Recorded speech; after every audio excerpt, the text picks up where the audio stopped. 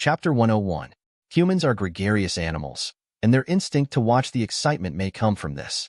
At first, Mira just wanted to show Rod the photo album, but Lucky immediately joined after learning about it. Then Erza and Gray came to join in the fun. Then came Mikau and Wakaba. These two senior members knew more about the guild than Mira. After all, this is where they spent their youth. The story session between the two old members attracted more people to watch, and the counter was quickly surrounded by people on 3 levels inside and 3 outside. At first, they were just joking, but when Mikau revealed an embarrassing incident about Wakaba, Rhodes instinctively felt that something was wrong. Mira, let's sneak away quietly? Slip away? Why? Mira heard a lot of things she didn't know and found it interesting. At this time, Wakaba also exposed Mikau's embarrassing story. Rhodes decisively grabbed Mira's wrist and pulled her quietly around the counter.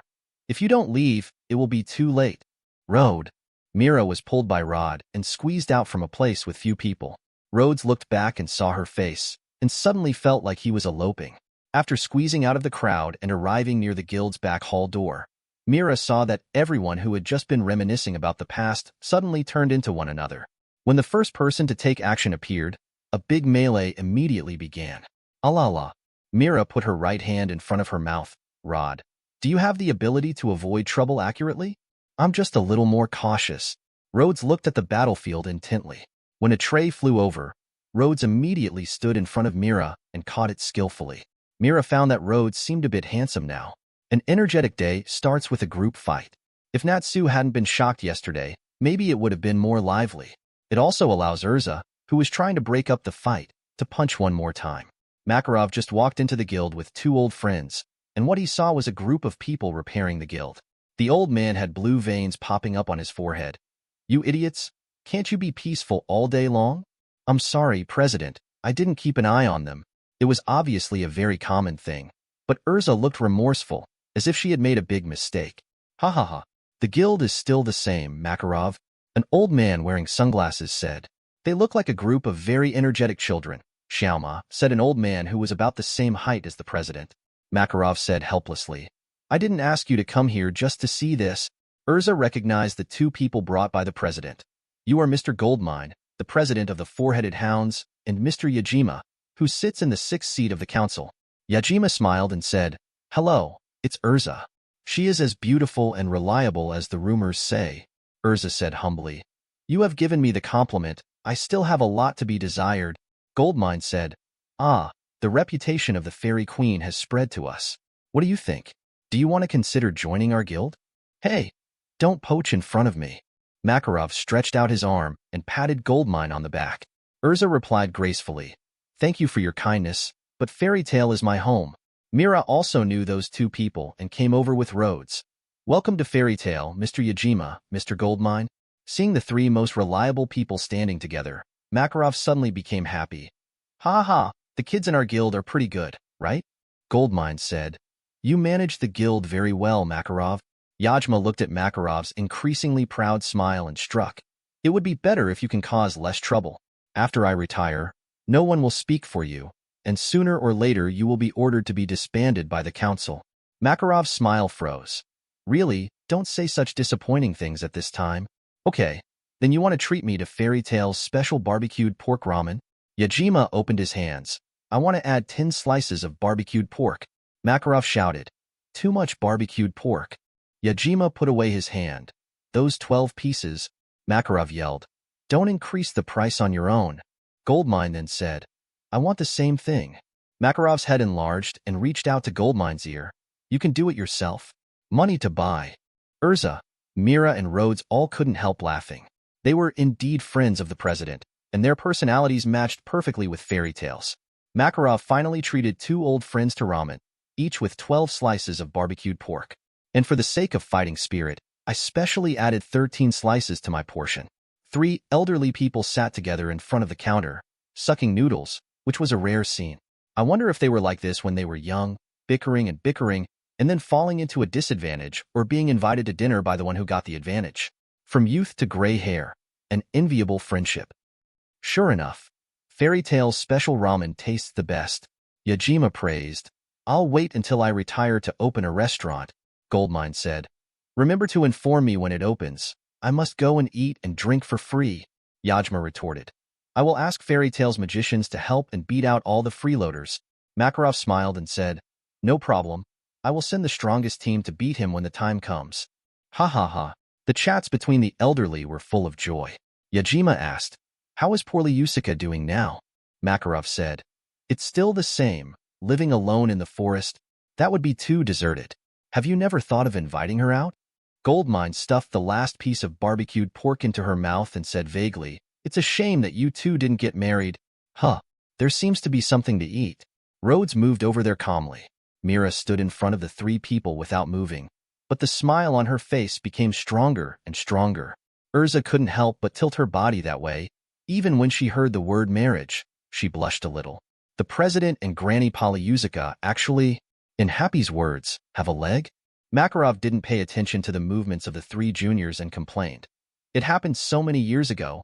Why are you bringing this up? Yes, so many years have passed in the blink of an eye. Yajima said, have you ever considered the candidate for the next president? The next one? Makarov was also a little worried. If there was a suitable candidate, he would have retired long ago. Originally Laxus was the most suitable, but he was in the period of resistance. Gildart's strength is sufficient, but his character is a headache, and there is no news yet. The situation in Mistgun was certainly not suitable. Erza is still a little younger, and Myra's problems are bigger. He couldn't even imagine what it would be like for guys like Kana, Natsu, and Gray to become presidents. As for the other great newcomers, Makarov glanced at Rhodes, who was eavesdropping on the gossip.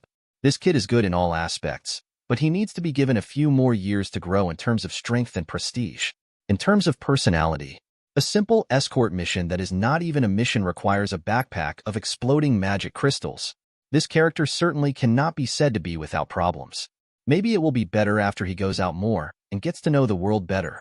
Overall, it's quite promising. No, it has been 3 months since Rhodes joined the guild. How many missions have he performed in total? Thinking about what Rhodes did every day, Makarov was so worried that he pulled his beard. Isn't he planning to practice to the S level and then perform ordinary tasks? I was careless. I didn't expect that the name of Goldmine, the president of the Four-Headed Hounds, is so similar to Goodman. How come Mr. Majima's name is as random as mine? In addition, those two are indeed the people who went out to Fairy Tale. Chapter 102. Goldmine and Ajma came to Magnolia to watch Fairy Tale's magical parade, and also to visit old friends. Makarov originally planned to take them to the guild to show off the outstanding young people. The result? Fortunately, the two of them are not outsiders, and they both know what Fairy Tale is like. The three of them chatted in the guild, drank a bowl of ramen, and then left together to visit Polyusica. Hurry up and work. It's our fault for embarrassing the president. Before leaving, the president asked Erza to urge everyone to repair the guild. As a result, Erza changed into a work uniform, wore a hard hat, held a paper trumpet in her hand, and seriously acted as a supervisor. Gray's shirt was missing, and he banged on the wall with a hammer. He complained, Raki, can't you just come and fix it? Lucky shook her finger. No, Erza said I can only repair tables and chairs, and I'm not allowed to disrupt the construction plan. Wakaba held a cigarette in his mouth and said unhappily, why should we listen to her? Mikao gave a thumbs up. Well said, Wakaba. Go and kill Erza. Wakaba pointed to himself. Me? Are you kidding me? Mira and Rod sent tea and condolences to their hard-working companions, smiling and suppressing smiles. Jet said unhappily, Rod, you run really fast. Troy chimed in. Yes, I remember you should be at the very back. I just feel sorry for the president who doesn't want to participate in the destruction. What's wrong with me? Rhodes looked at Levy. Levy, how about I teach you how to write the word miserable today? Levy smiled wryly and waved his hand. Jet and Troy jumped up. Hole. Huh. Erza, the supervisor, glanced over, and the two squatted down again and worked obediently. Rhodes poured Erza a cup of tea. He also poured a drink for the half-dead Natsu. After a busy day, evening is the long-awaited time for practice. Yesterday Mira said she wanted to accompany him. Rhodes thought of practicing together. After various exercises, they would check each other's tiredness, wipe sweat, drink water, and chat. Practical practice together. Manly, Rhodes looked at Mira. Why is Elfman here? Mira snickered. Because Elfman heard me saying that he wanted to try to resume training. So he insisted on following me, because Elfman carried a barbell and squatted repeatedly, shouting passionately. If you are a man, you must practice with all your strength and protect your sister. Ha ha ha, pretty good. Rhodes also started working on his own project. Even if you have multiple elfmans, you can have multiple opponents when you practice receiving magic. Otherwise, you can't fight with Mira. You will feel uncomfortable if you lose and feel bad if you win. Mira watched the two people sweating for a while with a smile. Then she went to change into clothes suitable for sports and started to exercise. Her goals are to gain strength, increase flexibility, and restore mojo, but not too much muscle. As for how to increase strength without growing muscle, the wizard has his own method, which I guarantee is not scientific at all. In the small yard behind the guild, the sounds of counting, the shouts of hey, ha ha lee, and the shouts of manly rang out one after another. During the intermission, Rhodes and Elfman drank the light salt water prepared by Mira and watched Mira boxing. Mira wore a pair of black sports shorts and a short sports vest that was convenient for movement on her upper body, with a white panel exposed at her waist. Her long white hair was tied into a high ponytail, swinging from side to side as she punched. Looking at it this way, it seems that we can actually see a little bit of the little girl in the photo. Of course, her current temperament is more like a sunny and lively sports girl. Rhodes watched silently for a while. She punches so neatly, Elfman said. Of course, my sister used to be very strong. A man. Does your sister know you called her a man? A man is a man. It's hard for my future brother-in-law to communicate, so I'll talk with my fists later. After a while, Mira seemed to be tired from playing. She raised her arms and casually wiped the sweat from her forehead while walking towards Rhodes and Elfman. Her face was flushed from exercise, sweat flowed down her cheeks, and a few strands of hair were wet and stuck to her face. Elfman stood up and said, "Sister, if it's very hard, don't force yourself." Rhodes didn't say anything, passing a water glass in one hand and a towel in the other. Mira smiled, took the water glass and drank half of it in small sips. "It's okay, Elfman. If you exercise after work, your body will feel less stiff," Mira said while wiping her sweat. Elfman turned to look at Rhodes. Just now, he suddenly felt that he had lost. But Rhodes didn't do anything or say anything, which was strange. If sister works so hard, I can't slack off anymore, man. Come to practice? Rhodes stretched his arm to the side, and sometimes it turned into furry wolf claws, and sometimes it was covered with green carapace. "Man, then I will be the referee." Mira shook the towel twice, cheerfully like an ordinary girl. Rhodes wasn't worried about her blowing the whistle at all. The two started fighting in the yard. "Elfman, come on. Rhodes, don't let it go." Mira cheered for this one at a time, and cheered for that at another time, emphasizing the impartiality. Rhodes felt a little uncomfortable playing with Elfman using only partial reception. While the shadow wolf form receives the wolf claws, it can actually release the wolf spirits surrounding it, and then suddenly attack from behind. But it's obviously inappropriate to use such a move in a fight with Elfman. It's better to fight head-on and fight steadily. At worst, when you reach a deadlock, you can use your whole body to receive it. It's really hard to fight and not be able to do raids. After the battle, Miss Mira, a cheerleader and referee, suddenly became a coach again. At one moment, they were talking about Elfman's bad timing, and at another time, he was talking about Rhodes's deformed movements. Rhodes took a stance as she said, punching or kicking, and then asked her for her opinion. Mira stepped forward and lifted Rod's arm, patted his knees, and helped him adjust his posture. "Is this right? This is how a fist should be." Mira straightened Rhodes' wrist and patted his shoulders, waist, and other places. "Then when you punch, you have to exert force here and here. Like this, hey?" While talking, she also gave a demonstration. Rhodes followed suit and even imitated her voice. Hey, Elfman hit the sandbag twice, and suddenly he wanted to fight Rhodes again. With Elfman accompanying her, Rhodes didn't mention sending her back, but just lent her a river crab. She knows how to manipulate. The three of them separated and continued to train together the next day. Then, it was the day of the Harvest Festival. Chapter 103. October 7th is the official day of the Magnolia Harvest Festival. The festive atmosphere reaches its climax on this day. The busiest streets in the city were already crowded.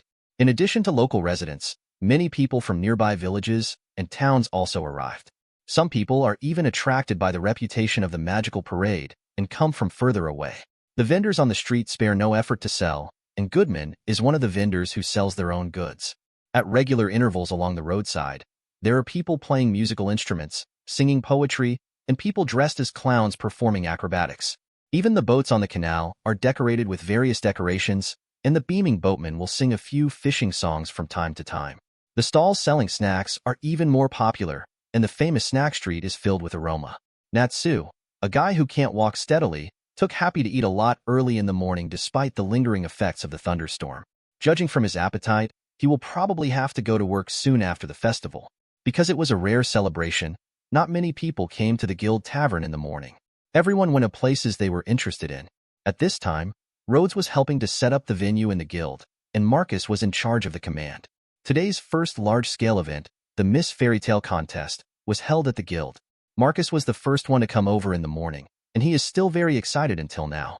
Nabu, Pajita, and Alzak, people he could usually chat with, were also recruited by him to work as coolies.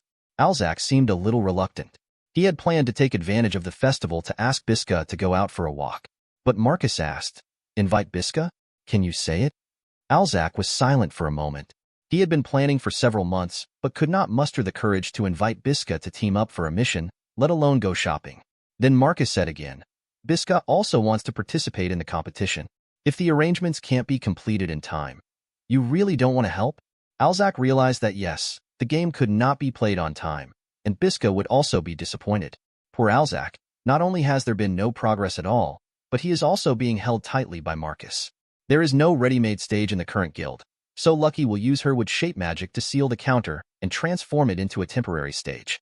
The tables and chairs will also be temporarily moved out, and the entire pub will be used as the venue. Such an area obviously cannot accommodate everyone who comes to watch the game.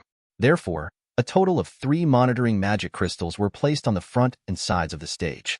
At that time, the live footage will be connected to the Cartier Cathedral in the city center. Friends who were unable to attend can go there to watch the live broadcast. As for the contestants this time, Rhodes, as a staff member, already knew the list and got the votes by the way.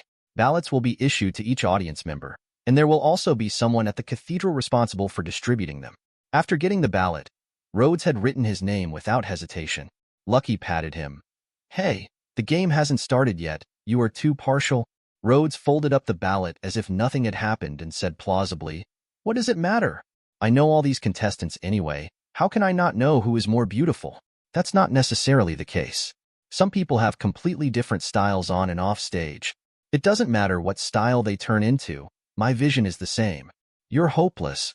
Lucky glanced at Mira, who was smiling not far away. Damn it. It seemed like she had accidentally helped him again. Humph. Rhodes didn't share her common knowledge. Anyway, he is better than that kid Alzak. Although it is a bit more difficult, at least I am working hard and the progress is gratifying. After a busy period, the venue was finally decorated, and the contestants entered the backstage one by one. Mira was probably the calmest one among them. One second she was helping with the work, and the next second she clapped her hands gently. "The game is about to begin. I leave this to you. Come on." Rhodes took over Myra's work and watched her walk backstage. This turn just now was a bit cool. Maybe it's because confident girls always look radiant. The audience has already entered the venue. Rhodes abused his personal power to get a good position for himself, and Artzak also stood in the front row coquettishly. Naturally, experienced veterans like Macau and Wakaba arrived early to occupy the front row. Many other members also rushed back to join in the fun. Many of them were worried about the negative reaction if someone came on stage, so they helped to support the show. Natsu was holding a pile of snacks and squatting listlessly in the corner eating. His condition was still not good. It was rare for Gray to dress well today. He stood next to Natsu with his hands in his pockets. "You guy, didn't Granny Poorly Yusuka tell you to have a good rest? And you're not interested in this kind of competition, right?" Natsu was weak. "But this is a guild activity. I must participate. It's so uncomfortable."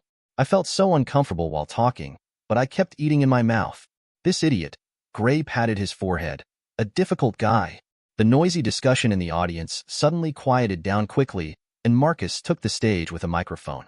At the end of the microphone is a small magic crystal, which looks similar to the glass marbles that children played with in the 1980s and 1990s. Marcus tried the sound professionally, and then said, "Dear residents of Magnolia, and everyone from nearby villages and towns, welcome to Fairy Tale." The audience applauded heartily. I heard that some people came all the way over mountains and ridges for this game, and even had no time to pick up their shoes after they fell off the cliff in order to get there in time. After the game is over, remember to jump off the cliff and pick it up. Marcus put his hands to his ears as if to listen. The audience burst into laughter, and Rhodes wanted to complain about why there was a joke segment. The laugh point is also very strange. Which country's warm-up style is this? I am the host, Marcus, the Wizard of Sand. Marcus waved his hand, and a cloud of sand appeared out of thin air, writing his name in mid-air. Without further ado, I announce that the Miss Fairy Tale Selection Contest will now begin. The audience's enthusiasm was mobilized by his passionate voice, and they burst into applause and cheers. We invite contestant number 1, the beauty of strength and wildness, the Ghost Princess, Honey Chicken Tag. Wearing a tiger print dress and a pair of horns, Miji walked out from behind the scenes and stepped onto the stage, drawing cheers. Miji's type is obviously a favorite of many people. Mikao stared at Miji's beautiful legs exposed from the hem of her skirt and poked Wakaba. How about it? Let me just say that the best position is on the side of the stage, right? Wakaba couldn't turn his eyes away and couldn't help but said, "Ah, you won this time." Chapter 104. Miji threw a set of punches on the spot, and the Tiger Claw style gloves were filled with the brilliance of magic power. Her pet bird, Beep, flew up and down around her, sometimes turning into fireballs and sometimes turning into ice cones. Ah, what a wild and powerful performance. Marcus kept explaining the brilliance of Honey to people who didn't understand magic, and won waves of applause. Even Makarov was aroused and cheered loudly along with the ordinary audience. Rhodes looked helplessly at the lively little old man next to him. "President, why did you squeeze in?" Makarov asked. "This is a guild activity. Is there anything wrong with me participating?" Rhodes said, "That's not wrong. Don't you need to accompany Mr. Yajima and President Goldmine? They know this city better than you. So why do you need me to accompany you?" "Okay, don't talk about this, just enjoy the game." Makarov suddenly complained. "I almost missed the exciting part." Okay, as far as the president's virtue is concerned, Rhodes accepted it. Next is contestant number 2, Levi Makugaden. Following the same process as Honey, Levi showed off her word magic. Use your fingers to write words such as flowers, butterflies, and snowflakes, and let them surround you, highlighting her cuteness and liveliness. Cute girls are also very popular, especially Jet and Troy, whose shouts overwhelmed the large audience around them. Contestant number 3, Bizika Mulan. Biska appeared on the stage wearing a cowboy outfit, carrying a long gun, and accurately hit the prearranged target with several shots. Then she activated the dress-up magic, switched the spear to a pistol, and fired another round. The final action of blowing away the gun's smoke caused a burst of screams and made Arzak blush in the audience. Number 4, Kana Alberona. There was an accident here in Kana. This girl seemed to have had too much to drink when she came on stage. She wore the same clothes as usual, and after taking the stage, she held a big wine bucket and drank it down by the ton. If it weren't for Marcus' narration, the audience might have thought her magic was drinking. What is Kana doing? Litas held the brush in the distance, wondering whether he should draw it. Warren said. She seemed to have gone up there to earn bonus money to pay for drinks, but ended up going on stage to drink. Nabu commented. It's very her style. Biska and Levi, who had just left the stage, came back on stage and carried the fallen Kana down. Miji went to move the wine barrel. Oops, contestant Kana had a slight accident, but next up is the heavyweight. Contestant number 5, the fairy queen with astonishing beauty and strength, Erza Scarlet. Oh! Erza's reputation is obviously far greater than those in front of her. Just appearing in her usual armor caused the warmest cheers since the opening. Change into armor of heavenly wheel. Light flashed, and a set of gorgeous metal armor appeared on Erza. A pair of steel wings spread out like butterfly wings on her back, carrying her suspended in the air. Erza holds 2 swords, and 16 heavenly wheel swords surround her, slowly rotating with her thoughts. Oh. Many viewers couldn't help but make wolf sounds. In the moment when the old armor disappeared and the new armor appeared, they seemed to see something, but they seemed to see nothing at all. Wearing the heavenly wheel armor, Erza looks like both a beautiful angel and a heroic female war goddess. Even Rhodes had to admit that he was stunned by Erza's outfit. Oh, Erza. Makarov actually jumped and shouted Erza's name, looking like a fanatical fan ready to rush to the stage at any time. Rhodes had to remind the top 10 holy wizards. President, pay more attention to your image. What image? We are watching a game, Rhodes. Makarov's excitement subsided slightly. Speaking of which, Rod, you are very similar to the way Mira advised me to drink less. The president is really good at praising others, Rhodes said. Then you should listen to the advice and drink less. Makarov didn't want to talk to him. Rhodes looked around.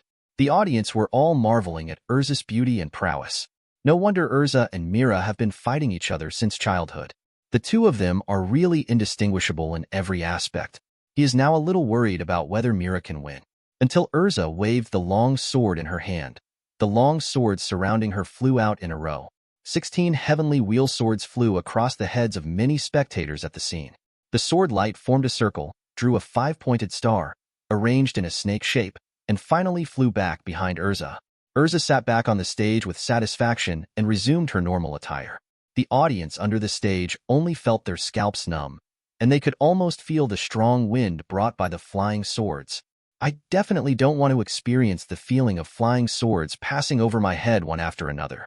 What amazing control! What beautiful swordsmanship! Marcus tried his best to make amends, but he couldn't save the somewhat cold atmosphere. Macau touched his short purple hair and said, "That guy Erza has gone too far." Wakaba tidied his head in fear, feeling as if his hair had been chopped off. How can anyone show off their armor in a competition like this? He said it as if they were not among the people who were staring at Erza with red eyes just now. Marcus on the stage had no choice but to continue the competition. Now I would like to introduce contestant number 6 to you. The signature girl that our guild is proud of, and one day the whole continent will be captivated by her beauty. That is Mira Jane Strauss. Mira appeared wearing her favorite red dress. Oh, it's been a long time coming. I'm cuter in person than in the magazine. The cheers from the audience were no less than Erza's, and even more enthusiastic than Erza's because of the episode just now. Mira greeted with a smile. "Hello, everyone. What I am good at is transformation magic, and I will show you this next." Rhodes remembered something bad. When Mira showed him the transformation magic for the first time, it seemed that he had transformed into a series of "Only the Head is Poro" and "Only the Head is Rhodes." After that, in addition to a drag show competition with Ginny, he seemed to have transformed into Gajeel once. Mira shouldn't be doing such a big job in this kind of competition, right? If I had known earlier, I would have accepted Lucky's proposal and made some reliable suggestions and wishes to Mira. When she asked her about it again the day before yesterday, Rhodes only said that he wanted to see something different from usual dressing up. Don't make it too different. Chapter 105. Mira activated her transformation magic, and her clothes instantly turned into a white bud imitation wedding dress, and even her hairstyle changed into a sweet half-tied hairstyle that matched the clothes. Oh, so beautiful. She's just like a princess. The audience was extremely surprised. Although it was not the swimsuit that many people expected, this dress was more gorgeous and could highlight the elegant and feminine temperament. Mira walked a few steps and waved to the audience, and then there was a flash of light on her body. Transform. This time it is a one-shoulder dress with short sleeves only on the right side, and the left chest is covered with a blooming flower decoration. The left side of the slanted skirt drags on the ground, and the beautiful legs are exposed from the right side, which is both dignified and sexy. Transform. Transform. Mira changed 7 dresses in a row, each with different hairstyles and different hair accessories. The only thing that is the same is that each set can surprise the audience. Rod is also a spectator. It's just that while he appreciates the beauty, he also has to control the overly excited president. He finally figured out that the president really liked young and beautiful girls. Erza and Levy poked their heads out from behind the scenes to watch Mira's performance. Levy's eyes were full of envy, not only for her popularity, but also for Mira's perfect figure that can look good in anything she wears. As expected, she is no match for Sister Mira. It feels like it has completely become her personal fashion show. Erza held her chin up and looked thoughtful. So the winning method of this competition is like this, as expected of Mira, but it will definitely be me who will win next year. You are too serious, Erza. Levy looked at Erza with such a serious look that he almost took out a small notebook to take notes. It seems that there will be no chance of winning next year. Levy sighed a little in his heart. Mira released the transformation in the regretful eyes of the audience and bowed gently to leave the stage. There are also several girls who are not very popular, but also have quite good looks. Just because he was ranked behind Mira, the response was mediocre. Fortunately, the members of the guild, especially the president, would cheer and cheer up no matter who was on stage, so they would not be disappointed. Then this Miss Fairy Tale contest has come to an end. Please don't forget to vote for your favorite contestant. Marcus still said the closing words with passion. please leave the venue in an orderly manner, and then please look forward to tonight's magical parade. Rhodes went to vote first, then found a hidden place to receive the canyon swift crab, jumped high, and hung it on the ceiling of the guild hall. He needs to take advantage of the all-round vision provided by the river crab to strictly prevent possible stampedes when exiting the stage. As long as there is any situation, you can immediately turn over and jump down to save others. This kid is really... Makarov realized that Rhodes might just be a worrier. The audience left smoothly, and everyone restored the tavern to its original state. Some of the guild members went out to hang out, and some just stayed to drink and chat as usual. Rod was about to help move the ballot box, but Lucky drove him away in disgust. Avoid suspicion. I feel like if you move it, you will throw away other people's votes. If you don't move, you won't move. If you talk nonsense, I will sue you for defamation. Rhodes was happy and relaxed. Does Mira need to cheat if she wants to win this kind of competition? Especially when Erza has done a big job. Rod held Worm and found Mira.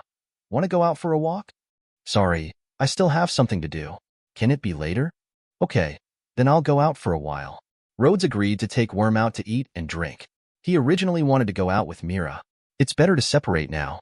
So on the street of the Harvest Festival, an ordinary handsome guy wearing a t-shirt with the fairy tale logo was walking among various food stalls holding a ball the size of a basketball. Holyaloop, buy. Holyaloop, purchase. Call, purchase.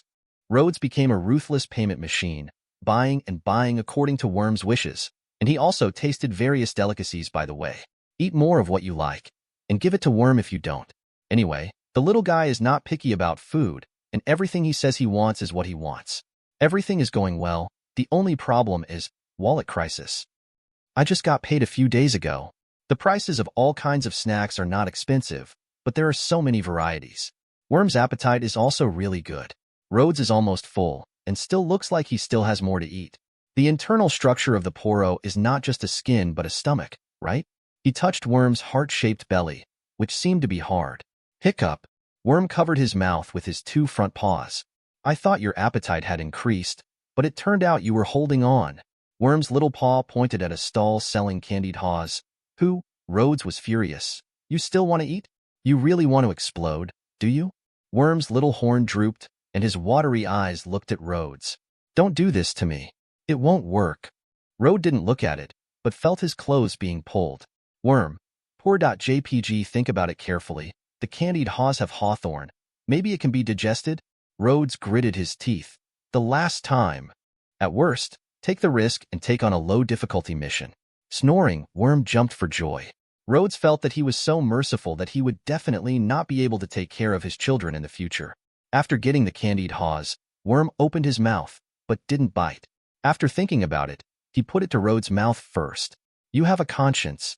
Rhodes smiled and bit into one, making his mouth sour and sweet. It's not the kind of overly sweet taste where the whole hawthorn is marinated in syrup, but the kind where ordinary hawthorns are wrapped in a layer of rock sugar and sold in the streets. It's the smell of childhood. Then Worm showed the wrong way to eat it, sticking out his long tongue, sucking and licking off all the sugar coating on the outside. When all the hawthorns are left, it will wrinkle its features together every time it eats one. Worm tentatively handed the remaining half to Rhodes. It was because he was not picky about food, and it wasn't that he couldn't eat the sweet, sour, and spicy food. Don't even think about it. Eat what you want to by yourself. Don't waste food. Worm is bitter. No matter how sour it is still food. Even if it is thrown away, it is reluctant to part with it. It closes its eyes and opens its mouth awoo. Rod held Worm in his arms and watched various street performances for a while, and also visited stalls selling small games such as target shooting, fishing, and roping. Almost every common game has a sign that says, no magic. Of course, there are also people who use interesting magic props to design games for ordinary people to experience, but they also forbid wizards from using magic. Rhodes saw Erza and Biska playing an airsoft target game to win prizes. Poor Alzak. Still couldn't muster up the courage. Chapter 106. This is delicious, and this one, and that one over there is okay, but it may not be to your taste. Mira did go out shopping after finishing her own business, and asked Warren to help contact Rhodes. So Rod became a tour guide. Mira held a few snacks in her hands and asked with a smile, I was still thinking about taking you to the festival. Why are you taking me now? You even know which restaurant's food tastes the best. Because I just tasted almost everything on the street with Worm. Rhodes made a grimace. He had known better not to be so greedy. It would have been more fun to share the food with Mira at this time. Damn it, Worm. He is now nervous about his wallet and his stomach. Mira looked at the whole street and estimated the number of snacks. Thank you for your hard work. Who told me to agree to raise it? Rhodes had already sent the well-fed worm back to sleep. By the way, is there anything else to be busy with in the guild? Mira said. We have just arranged the tasks for everyone in the parade, and then we have to prepare a celebration banquet. It seems that the magic parade has nothing to do with me anymore. Rhodes felt a little disappointed, but felt that it was natural. He was a newcomer. Mira asked strangely, why do you think you don't have a mission? Because no one told me what to do. Rhodes looked at Mira. Oh, it seems you are responsible for this? Yeah, so I'm here to tell you. Mira smiled as she scooped a large spoonful of smoothie from the cup and stuffed it into her mouth. She closed her eyes and raised her hand to gently hit her head. It's so cold. Kind of cute. Then what should I do? Do I really want to release wild monsters? Absolutely. Mira explained in detail what Rhodes was responsible for.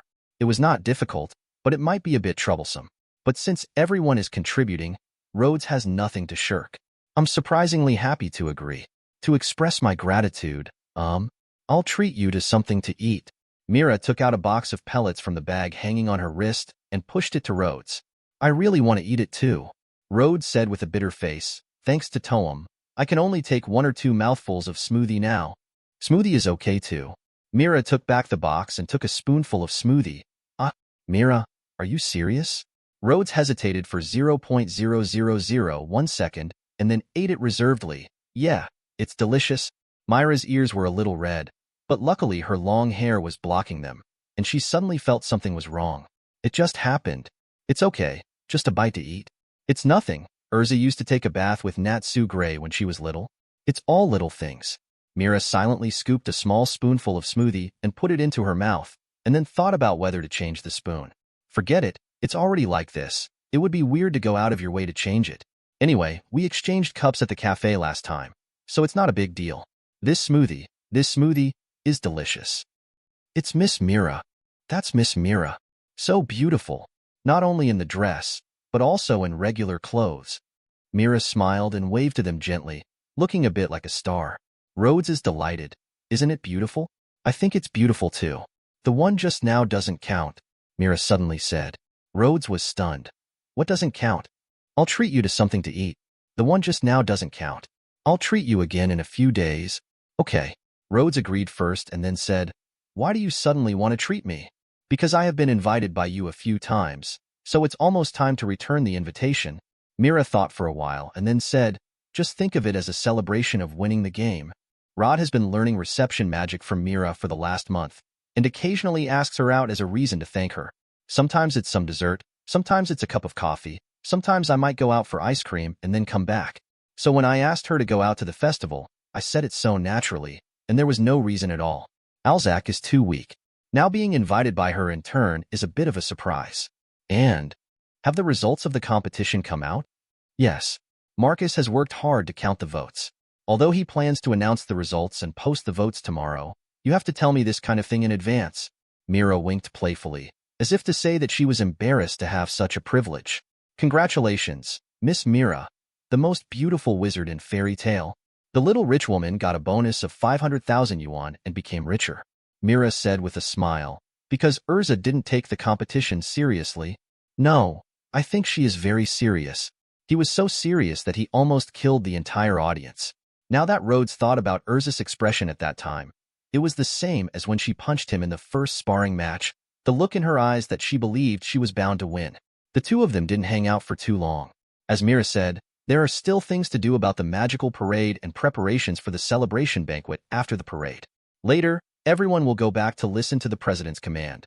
But there are many things that cannot be done without Mira, the big housekeeper. In fact, it's not bad to work with her.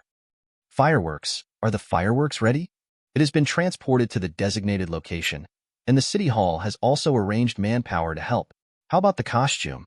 It has been distributed. You can change it before departure. Is there anything wrong with the float? Already decorated and ready to go. Mira was confirming the preparations one by one, and when she asked about the float, the only discordant voice sounded, I have a problem. I don't want to ride in the car. Love, That's what Natsu said, Mira said. Happy, take Nas to Rhodes and act with him. Like. Mira originally saw that Natsu was not feeling well and wanted him to rest, but he insisted that he must participate in things that everyone was involved in, life or death. Mira had no choice but to assign the most unreliable person in the guild to the most reliable person as a partner. In fact, Rhodes also had problems, but instead of causing trouble for Mira, he went to the president. If everyone goes to participate in the parade, what will happen to the security issue? Will someone take the opportunity to cause trouble? If anyone dares to cause trouble at this time, there will be thunder in the sky above Magnolia. Rhodes wanted to ask the president if you could say something humane. Makarov sighed to himself. Don't worry, in addition to the city security team to maintain order, I have also arranged for Laxus and the Thunder Gods to be responsible for security work, and Mist Gang will also pay attention to the parade throughout the process. If the time went forward a few years, he would probably be proud to introduce to Rod the common weather in Magnolia, sunny to Lagoda. It's a pity that the child is becoming less and less interested in participating in the magical parade that he loved as a child. It's just that this parade is related to Fairy Tail's reputation. Even for the sake of face, Lajerthas will not want anything to happen to the magic parade. Therefore, the safety issue is left to him and the Thunder Gods, and there is no need to worry. Chapter 107. It was approaching 7 o'clock in the evening, and a quarter moon hung in the sky. The moonlight was not very bright, and the stars in the sky were shining brightly, as if competing with the quarter moon. Whether they are tourists from out of town, such as Mr. Yajima and President Goldmine, or local residents, such as the Goodman family, they are all waiting on the parade route. Some who were more impatient simply stood guard at the entrance of Fairy Tail Guild. It's just that the guild that was supposed to be brightly lit and bustling was now completely silent, making people wonder if the magical parade had changed its starting point. Just when the second hand and minute hand coincided at 12 o'clock, a bright light suddenly rose into the sky in the distance. Snap! A dazzling red light followed by a crisp sound. Immediately afterwards, there were bright lights one after another around Magnolia, dragging long-tail flames into the sky, exploding into colorful fireworks. Crack, crackle. Fireworks of various colors lit up the entire night sky, and the sound of explosions was endless. The wizards haven't even appeared yet, and people's enthusiasm has already been ignited by the fireworks show in front of them. The constantly flashing light reflects the smiling faces looking up to the sky in surprise or anticipation. The gorgeous fireworks bloomed intensively for about 3 minutes before gradually becoming sparse, but a new light lit up in the night sky near Fairy Tail. It was a magic circle, 1 layer, 2 layers, 3 layers, a total of 5 layers of huge magic arrays of different colors lit up above the guild, attracting the attention of the audience. When the light of the magic circle faded, a giant taller than the Union's house seemed to walk out of the void, with ripples like water ripples in the air. At the same time, cheerful music that was very suitable for the celebration suddenly played without anyone seeing the musicians. That's Lord Makarov. As expected of the Holy 10 Great Magicians, what a powerful force of oppression. It's an illusion. President Makarov is a very nice person. Local residents are eager to popularize their impressions of Makarov. It seems that the more surprised foreign tourists are, the more fascinated they feel. Boom, boom. The giant Makarov seemed to make the earth tremble with every step he took. The huge difference in body size often brings fear to people, but when the audience knows that this is a magic performance, the emotions generated turn into excitement. Following closely behind was a band standing in 2 rows, a total of 10 people, composed of music lovers in the guild. They were the ones who had just played the celebration music, and the musical instruments they used were all specially made magic props. Even though there are still fireworks being set off now, the sound of music can still be sent to the ears of every audience. After the band was a tall float, on which were the girls who participated in the Miss Fairy Tale contest. Kana, Levi, and Biska were all included. They put on uniform costumes, waved ribbons, and danced a bit like cheerleading. Even Kana, who had been hung over for the past few days, put on a smile. As long as he stayed in this guild, he would one day be able to do what he wanted to do. There is a team of dancers on both sides of the float. They are dressed in their favorite costumes and dance simple and cheerful dance steps to the rhythm of the music.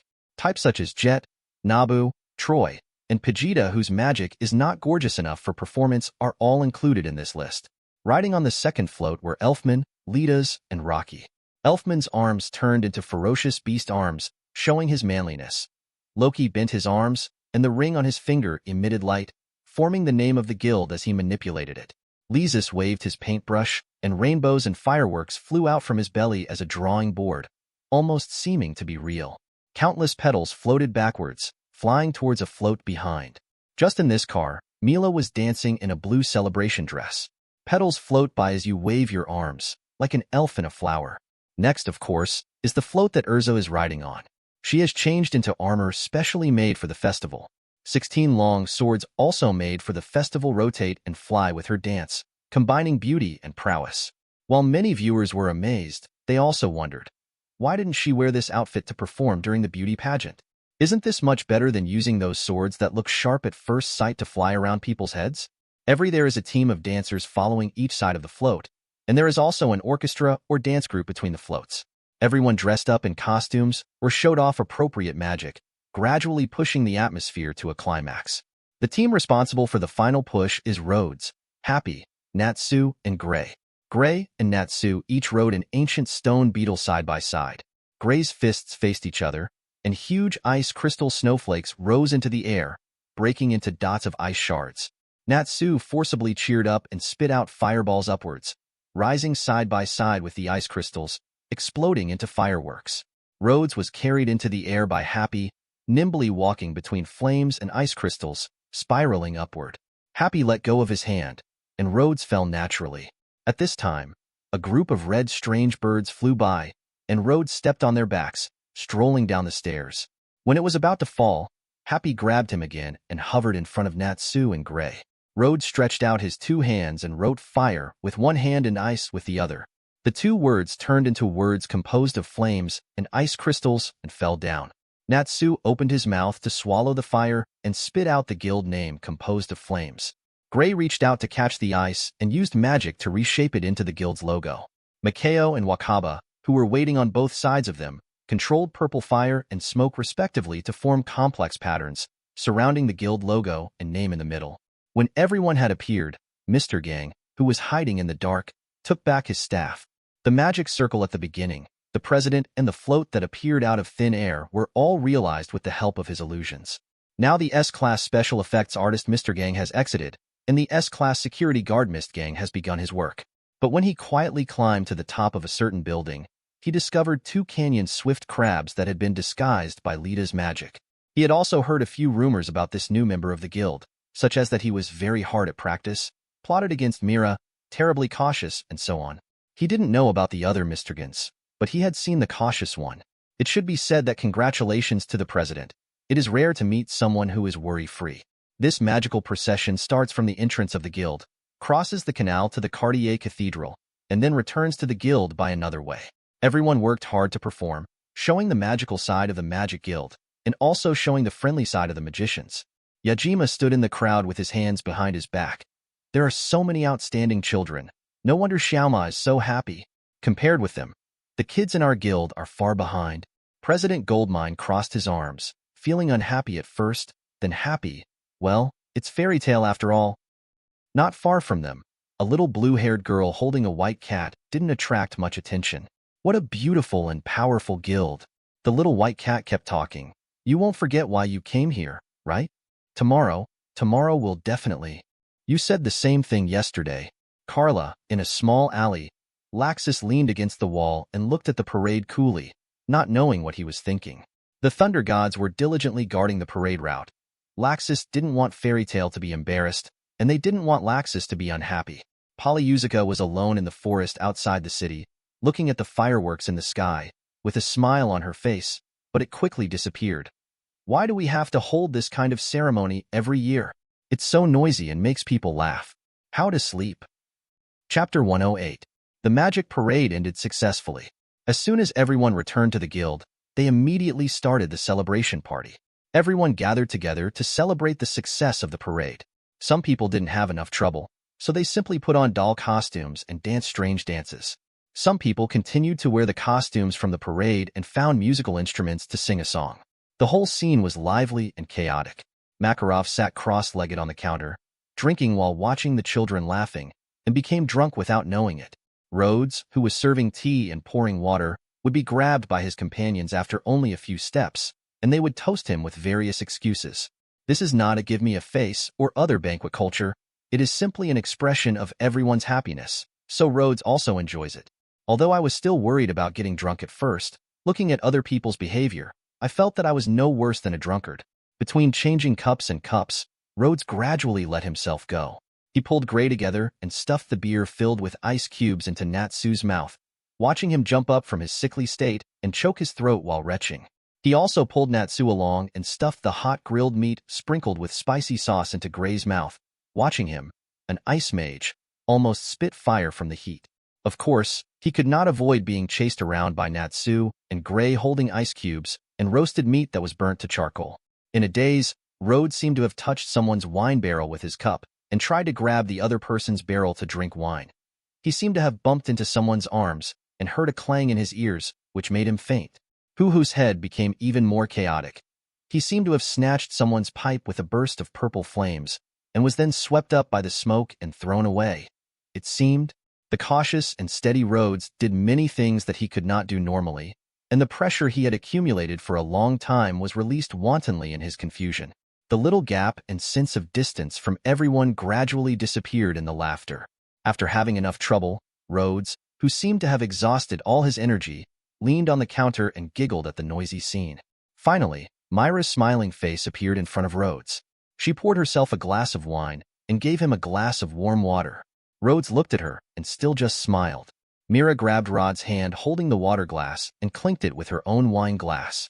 She first drank all the wine in her glass, then held Rhodes in one hand, letting his head rest on her arm, and fed Rhodes warm water with the other hand. Before closing his eyes, Rhodes saw her bright smiling face and heard her pleasant voice. "Welcome to Fairy Tale." "I'm so careless. I drank too much." Early the next morning, Rhodes woke up in a daze and almost jumped up.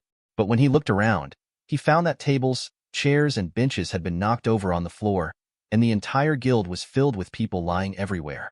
Some people are leaning on the table, some are lying on the ground, and some are lying on the ground with their legs on the table. There are all kinds of difficult sleeping positions. Rhodes felt a headache, as if he was suffering from a hangover. "Rod, are you awake?" Myra's voice came. "Wait a minute. It will be better to drink a cup of hot milk." "Thank you."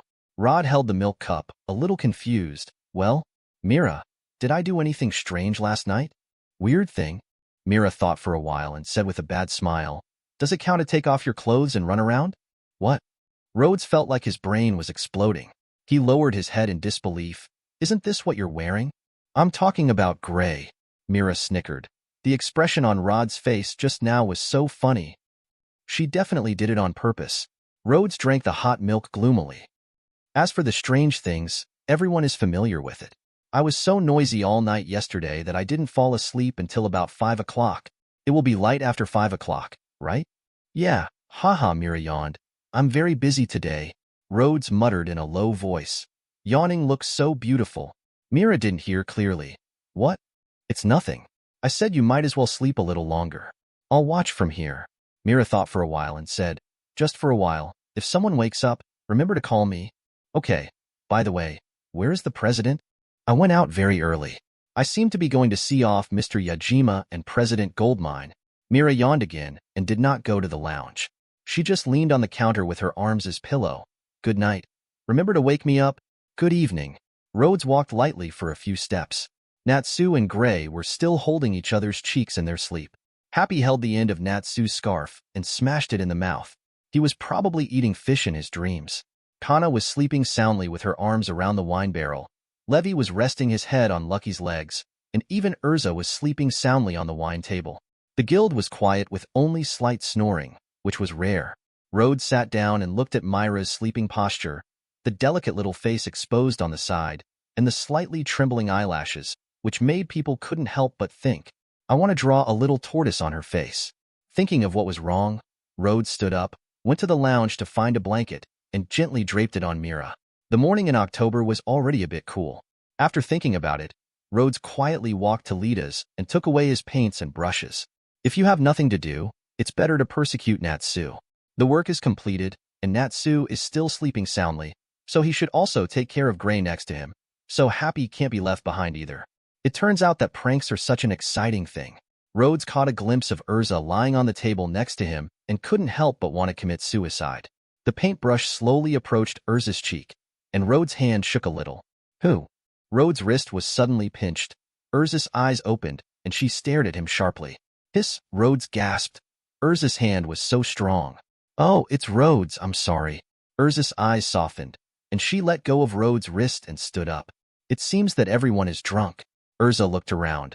Her eyes swept over the faces of Natsu and Gray, and finally landed on the brush in Rhodes' hand, and said doubtfully, You just? Ahem. I think they are too lax, and I wanted to leave a mark to remind you that I was just planning to ask you to come with me. A clumsy lie that is full of loopholes, but no one in their right mind would believe it. I see. What? It's a prank to remind everyone that if you are outside, you must not be careless even if you are drunk. Erza held her chin up, her eyes sparkling with wisdom.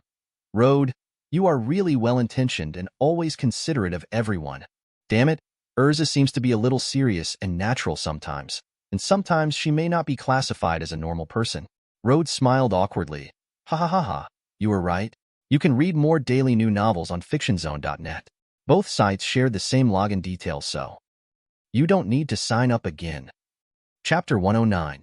Rod woke Mira up before she was tortured. Mira opened her eyes and saw the colorful faces of the guild. Erza? Erza's movements froze, and she hid the pin behind her back. Mira? That, Mira said angrily. Why didn't you call me earlier for such an interesting thing? Huh. The number of the face graffiti army is increased by 1. Rhodes sat down at the counter and looked at the two busy and excited figures.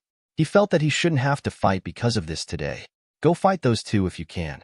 Feeling a little disappointed for no reason. When everyone woke up one by one, they laughed heartily as soon as they opened their eyes. Just laughing and laughing felt something was wrong. After realizing his situation, he didn't bother to think about the culprit. He first beat up the guy who laughed at him. If you really want to provoke these idiots into a fight, it feels so easy.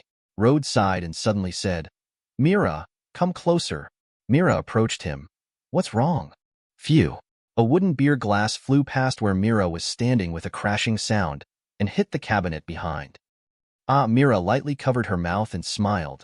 Thank you. You're welcome. But do you have any physique that attracts flying ejects?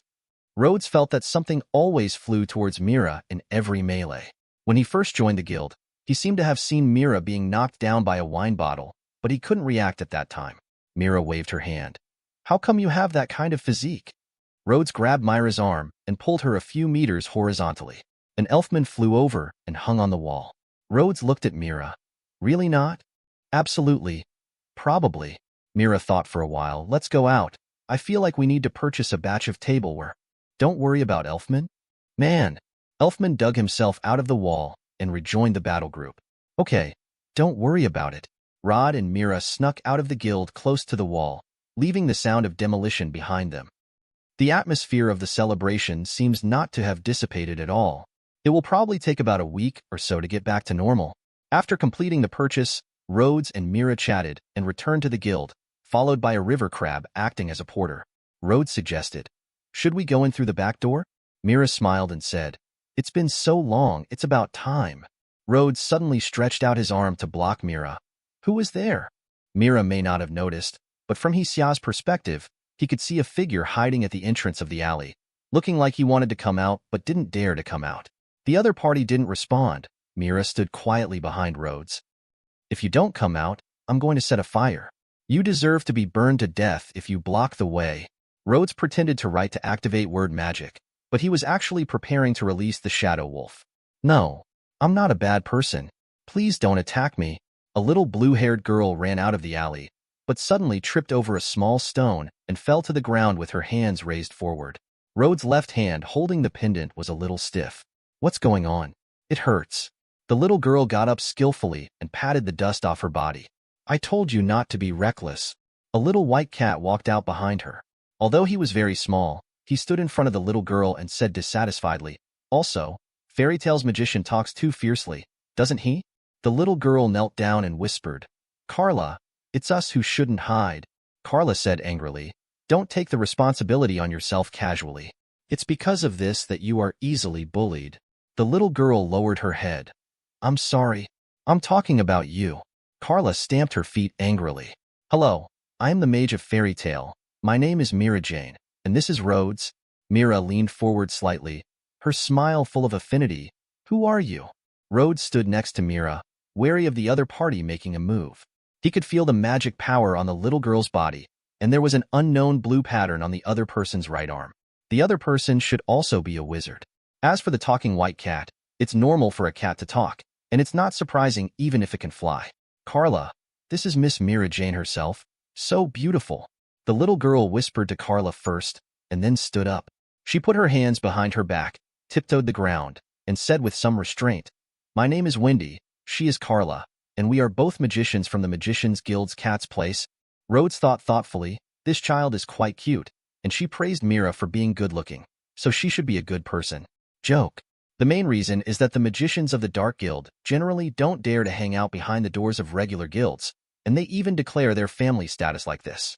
Rhodes had only one question. I have seen the list of local guild alliances, but I don't remember the name Wamaojiu. Does it belong to different areas? I'm not sure about that. Our guild is in Heruvalan, south of the southern mountains.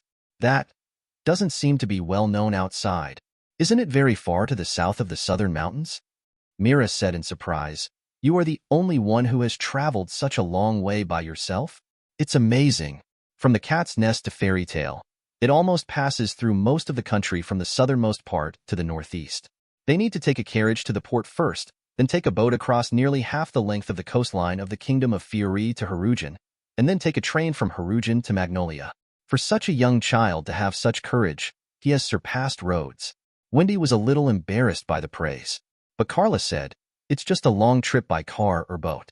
Children can do this kind of thing. Don't underestimate our magicians in the Cat's Place. Yes, I definitely don't mean to look down on you. Mira thinks Carla is cute. Although she is not strong, she has been working hard to protect Wendy and their guild.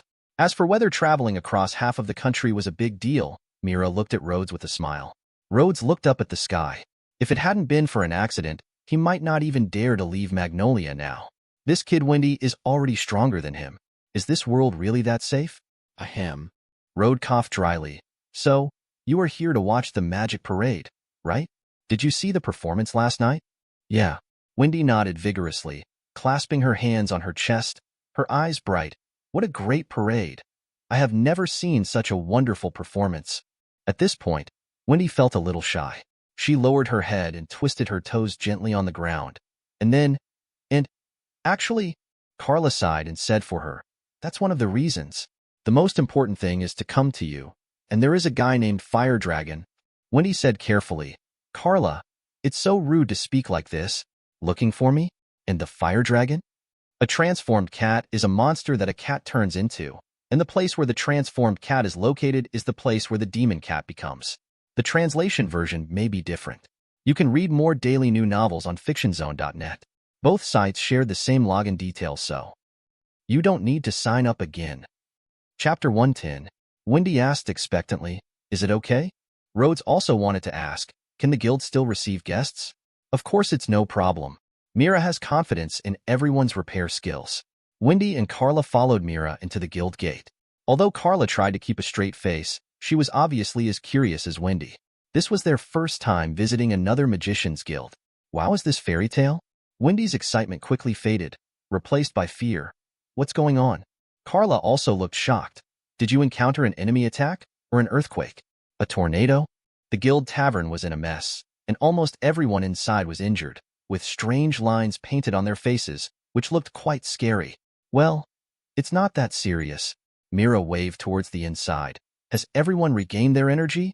Lucky was cleaning with a few girls, and the others were busy repairing walls, counters, and stairs. Lucky waved. Sister Mira, welcome back. I broke a lot of plates this time. We have bought new tableware. Mira, who is that cute child? The client. I want to take over her mission. They are guests from afar. Nikki, please finish your work first. Rhodes shouted.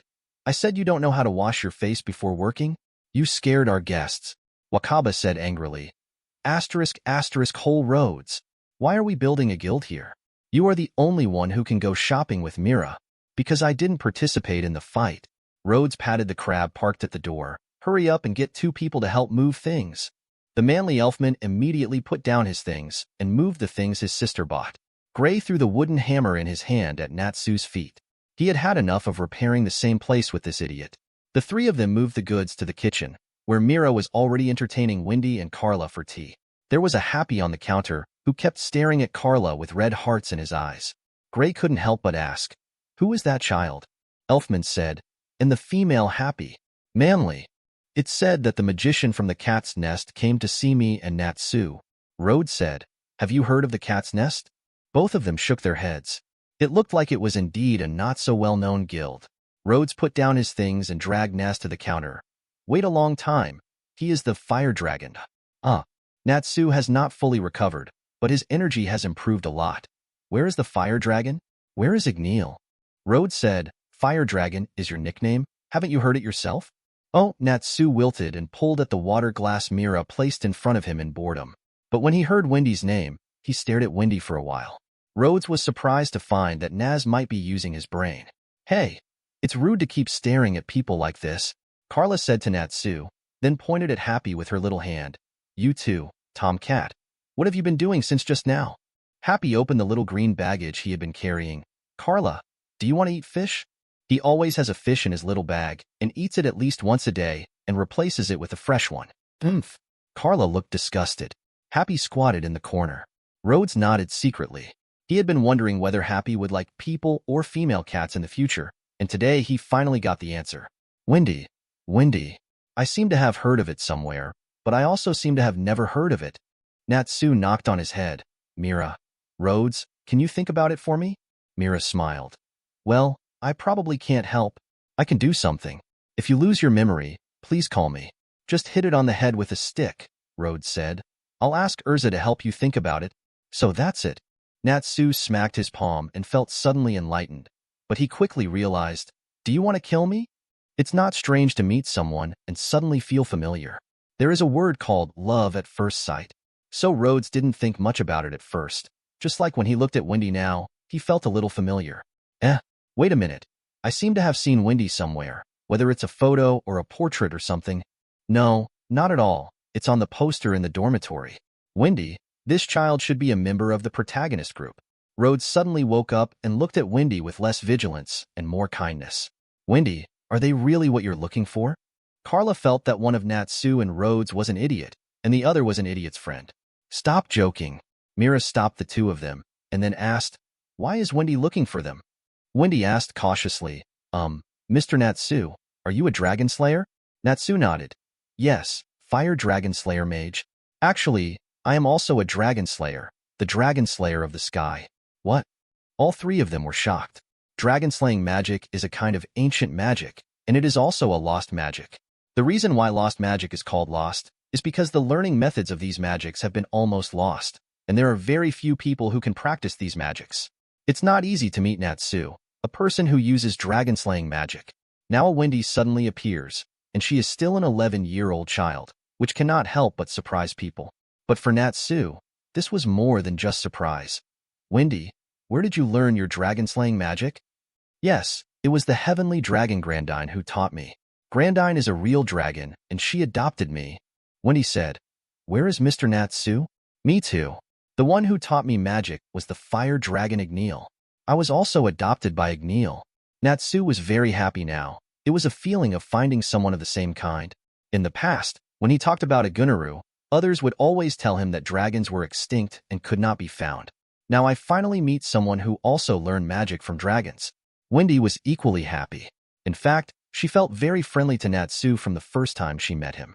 "Wendy, can you take me to see Grandine? Does she know where Igunaru has gone?"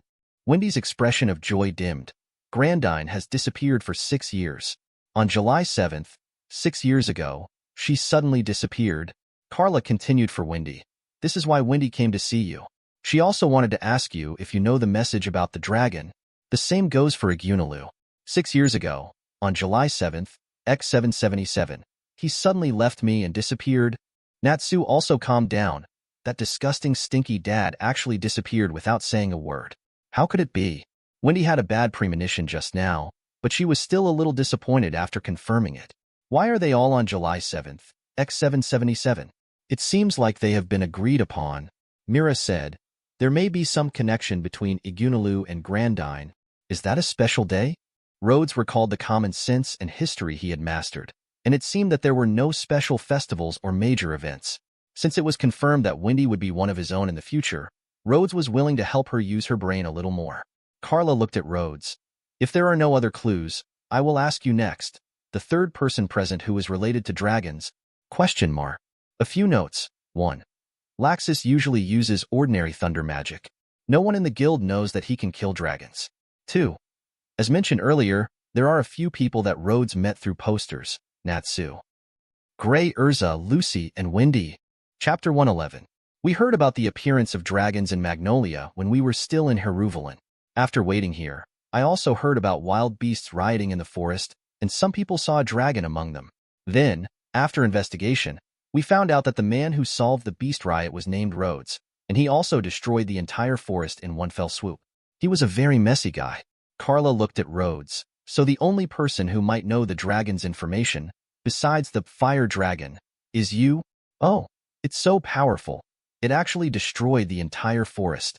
Natsu touched his fists and said excitedly, Rhodes, are you that strong already? Do you want to have a serious fight? And didn't you say you haven't seen me before? Overcoming a dragon? First of all, I haven't seen a dragon, and secondly, I haven't destroyed the entire forest.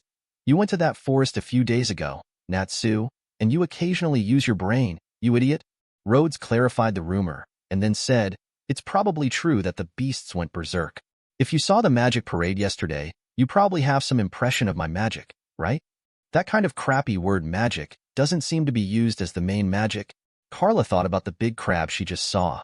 So it's the magic of creating monsters and then controlling them? Carla, Wendy felt that Carla had a bit of a venomous tongue. Rhodes couldn't be angry because the other party told the truth. To be precise, he summoned various monsters. As he spoke, he summoned Worm. Wendy was captured by Poro's appearance. So cute. Worm looked around, ran to Carla, and rubbed his head against her. Carla showed disgust, but didn't push away. Happy in the corner seemed to have been struck by lightning. What? We want to duel with you. Snoring. Worm ran over and nuzzled Happy again. Happy held up the fish as a weapon and wanted to hit him but couldn't. I encountered danger in the forest, and then a group of monsters were summoned, possibly because the magic went out of control. A small area of the forest was indeed destroyed, but it was not as exaggerated as the rumors outside said. As for the dragon, Rhodes was unsure. There may be dragons among them, but they probably have nothing to do with the dragons you are looking for. Natsu tilted his head and thought for a while, then said, Dragneel is not the kind of guy who will just listen to anyone's orders. Grandine likes humans very much. Wendy actually wanted to see what the dragon summoned by Rhodes looked like, but she couldn't say it. But she has Carla. Can you, Rhodes, summon your dragon and take a look? Natsu answered quickly, pumping his fist as he spoke. Natsu's understanding would always express itself in strange ways. Rhodes squinted his eyes. Do you just want to see it? Natsu said excitedly. Of course I have to let him fight me. Wendy and I are dragon slayers. How can we be called dragon slayers if we don't fight dragons? Wendy was startled. Hey, do you want to fight? Carla said dissatisfied. Hey, you scared Wendy. Sorry, if possible, I would also like to see what my dragon looks like. Rhodes said helplessly, but it was just an accident last time, and now I can't do it at all. Natsu slapped the table and put his foot on the stool. Don't just say it can't be done. We are the magicians of fairy tale. Hurry up and summon the dragon. I told you it can't be done. Use more perseverance. You show me how to do it with perseverance. Just do it. Lend me the necklace. The devil wants to borrow it from you. Mean. Natsu sat down with his arms folded, sulking with his face turned sideways and his mouth puffed out like a child. Rhodes wanted to give himself a slap, but this fool led him into a quarrel. Wendy was a little at a loss. Carla patted her forehead. She was indeed a fool and a friend of fools. Mira watched their fuss with a smile, feeling that if Rhodes played with Natsu more, it would become more and more interesting. Rhodes looked at Wendy and said as gently as possible, Sorry, this is the only information we know about dragons. As for summoning the dragon, I probably won't be able to do it until I become stronger, and I will tell you when the time comes. Then thank you. Carla, the arrogant cat, could feel their kindness. Let's go back, Wendy. Carla, do you want to go back? Happy came over. How about staying at Fairy Tale? Carla didn't bother to look at him. Humph, we have our own guild. Why do we stay here? Poor Happy. Rhodes thought about it and decided to do him a little favor. It's almost noon. Why don't we leave after eating? The two Dragon Slayer wizards get together and communicate more. Maybe they can learn something. Happy looked at him with bright eyes. Rhodes is a good person, and he will help him deal with Natsu next time.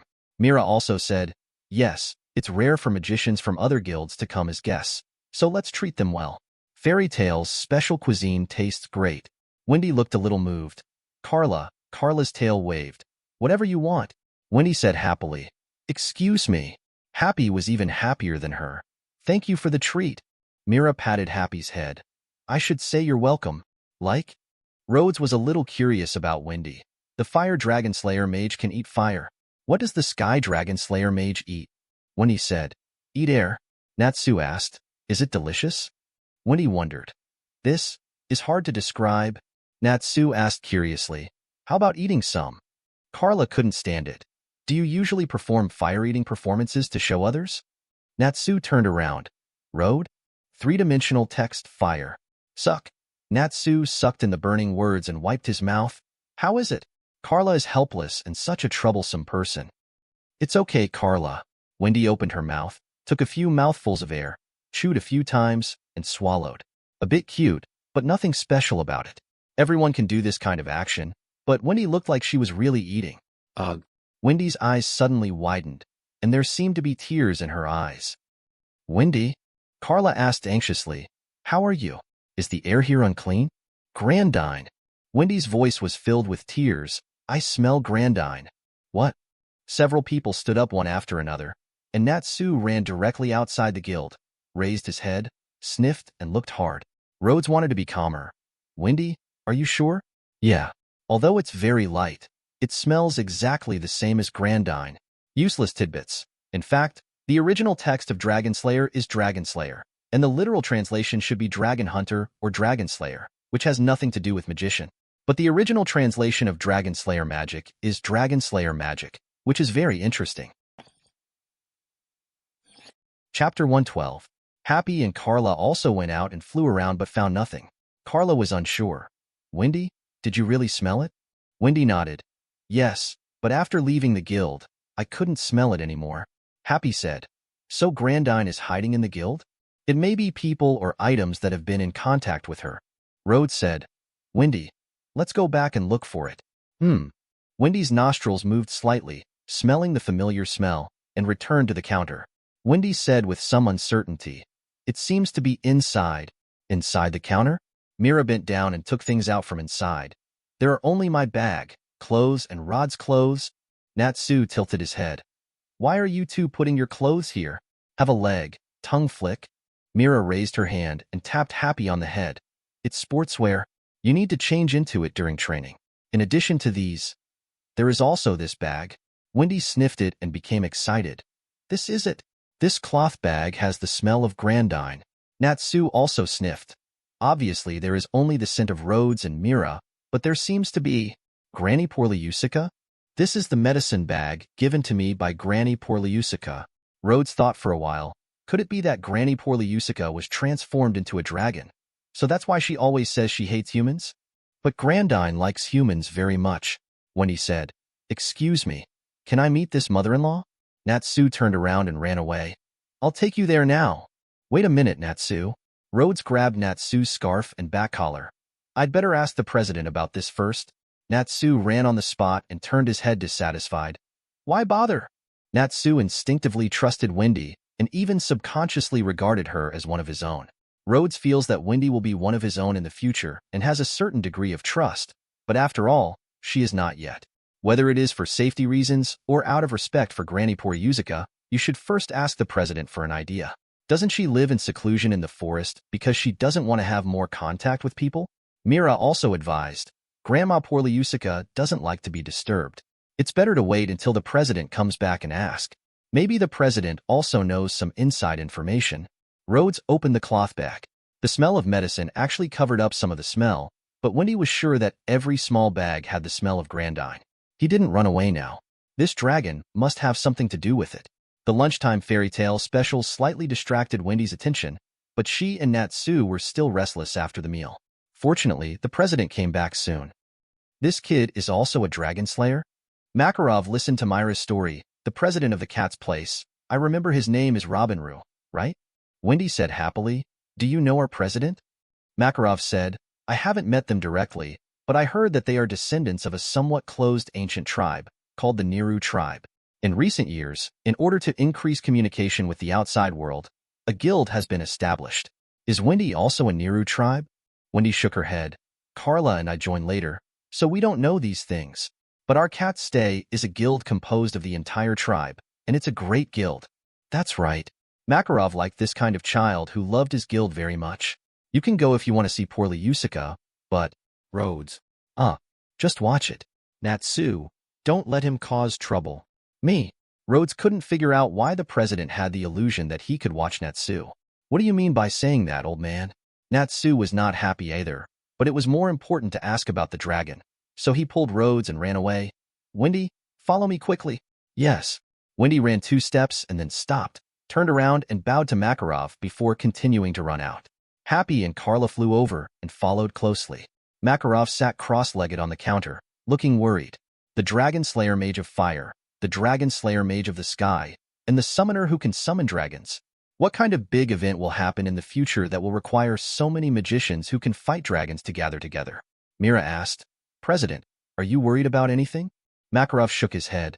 It's nothing. I just feel a little uncomfortable with a hangover. Mira felt that he was lying.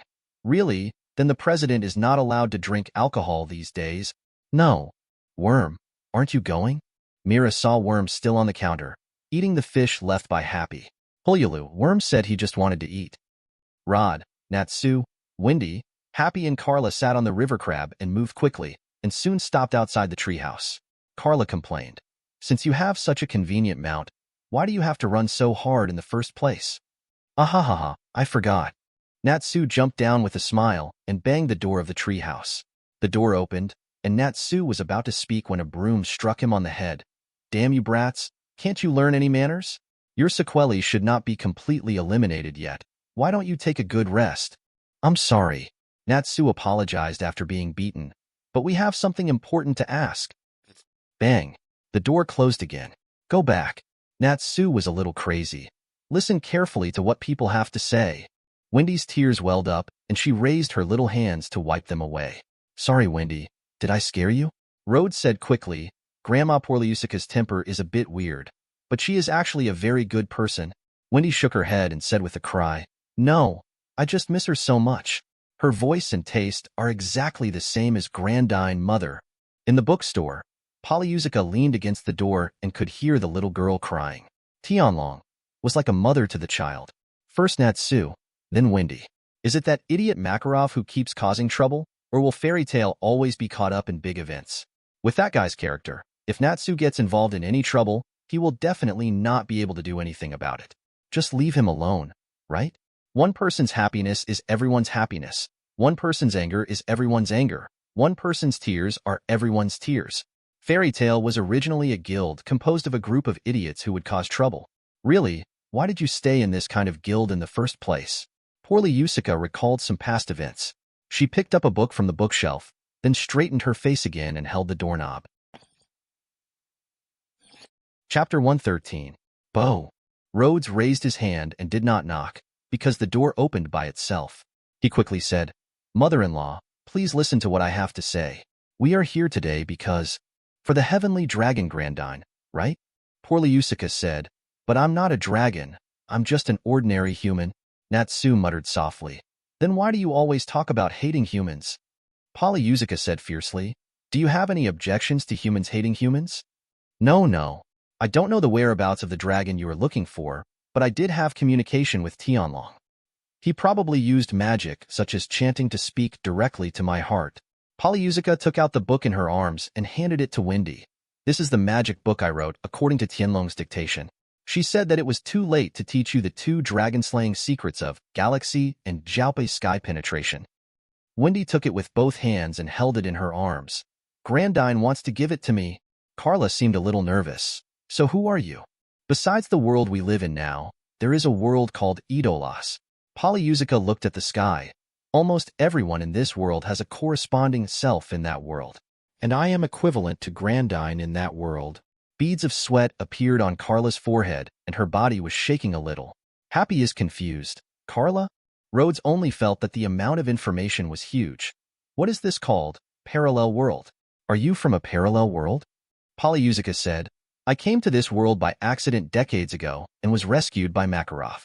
After living in a slant, this world, for a while, I gradually fell in love with it. So although I had several opportunities to go back, I decided to stay. Rhodes looked at her and couldn't help but laugh. The old, arrogant person kept saying he hated this and that, but in the end, he still couldn't bear to leave.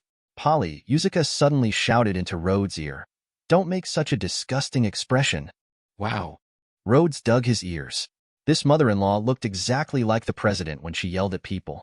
No wonder President Goldmine said they were having an affair. Natsu asked, I don't know what's going on, but is Dragneel over there also a human being? Has he ever met Dragneel? I don't know anyone with that name. Polyusica had completely different attitudes toward Natsu and Wendy. It feels like one is a naughty child raised by Makarov, and the other is his own good granddaughter.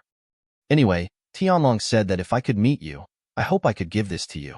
That's it, you can go. Polyusica pretended to close the door, but stopped after thinking about it. Those magics are very difficult, so don't force yourself. The wooden door closed, and Wendy bowed towards the wooden house, smiling with tears in her eyes. Thank you, Granny Polyusica.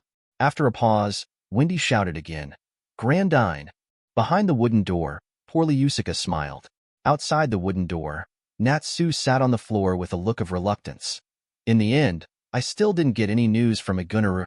Rhodes also sat on the floor and casually advised Naz, look on the bright side. Since someone has communicated with Tianlong, then it is very likely that someone has communicated with Fire Dragon. He feels like his brain is very fried now. Why? He hasn't fully understood one world yet, and another world pops up. According to the general development of the story, Polyusica, who is so closely related to the protagonist group, is from Idolas, so there will definitely be a relationship in the future. I don't know if there is such information in the library. I'll have to check it out when I have time.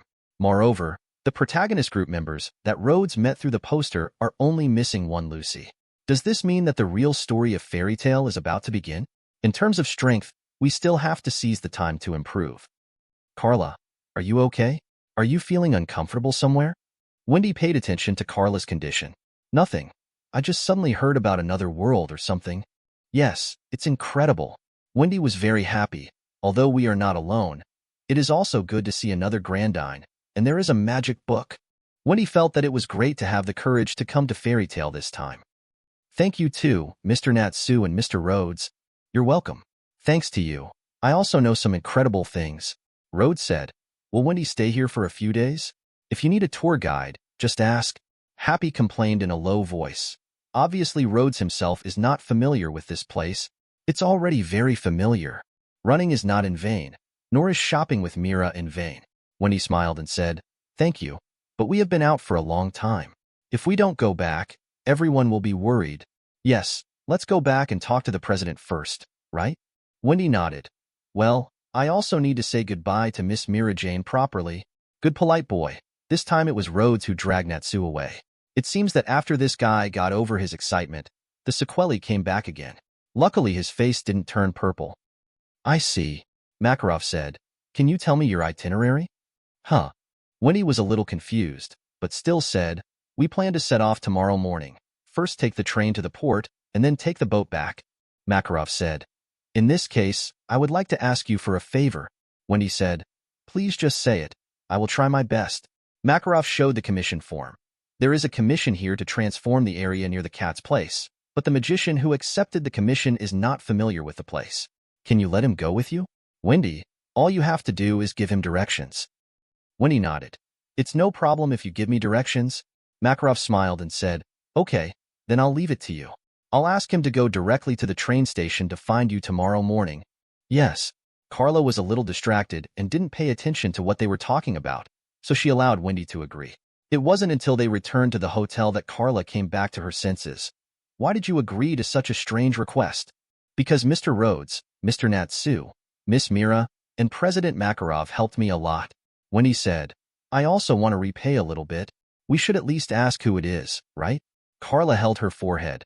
I hope it's not some weirdo. After Wendy left, Rhodes asked curiously, "You actually asked Wendy and the others to show you the way? What kind of mission is it to go to such a far place?" Makarov said. "Mira, give him the information."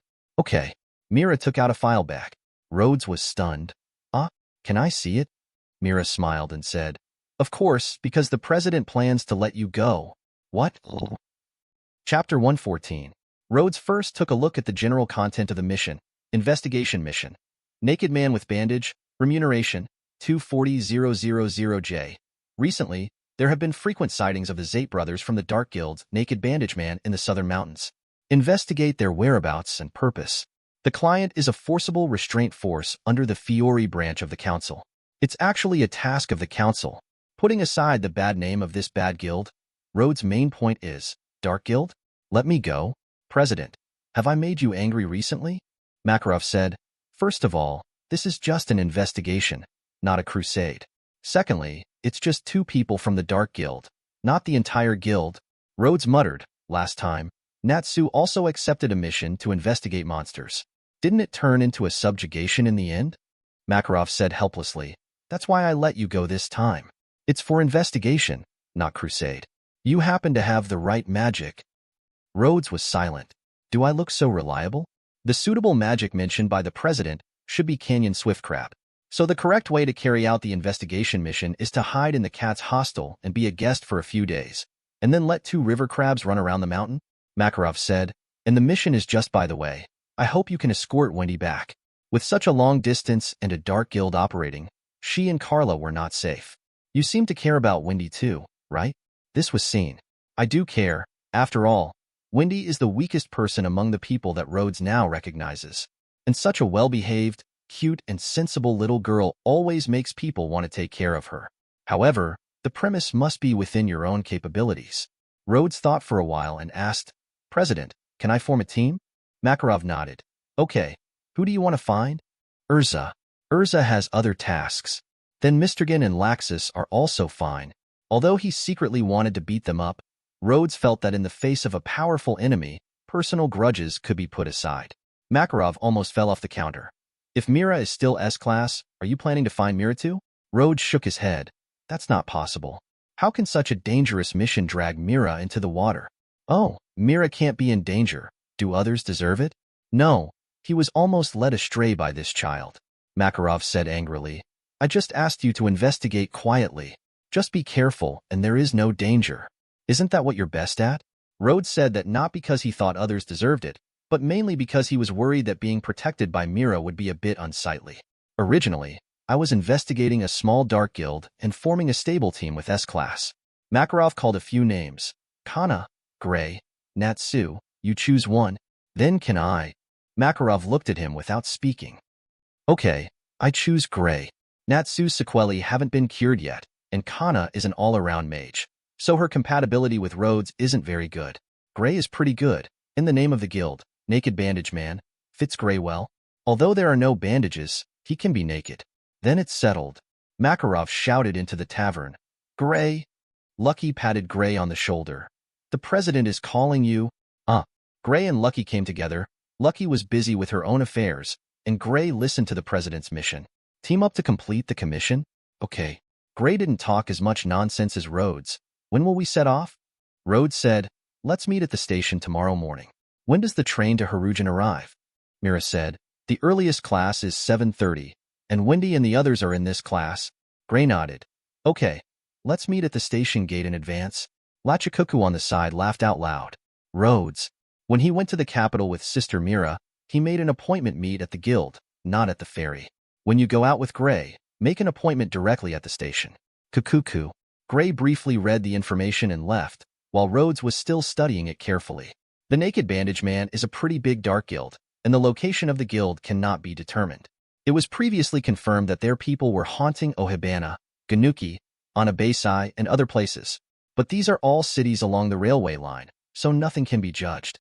You don't need an ID card to buy train tickets here, and there is no decent security check.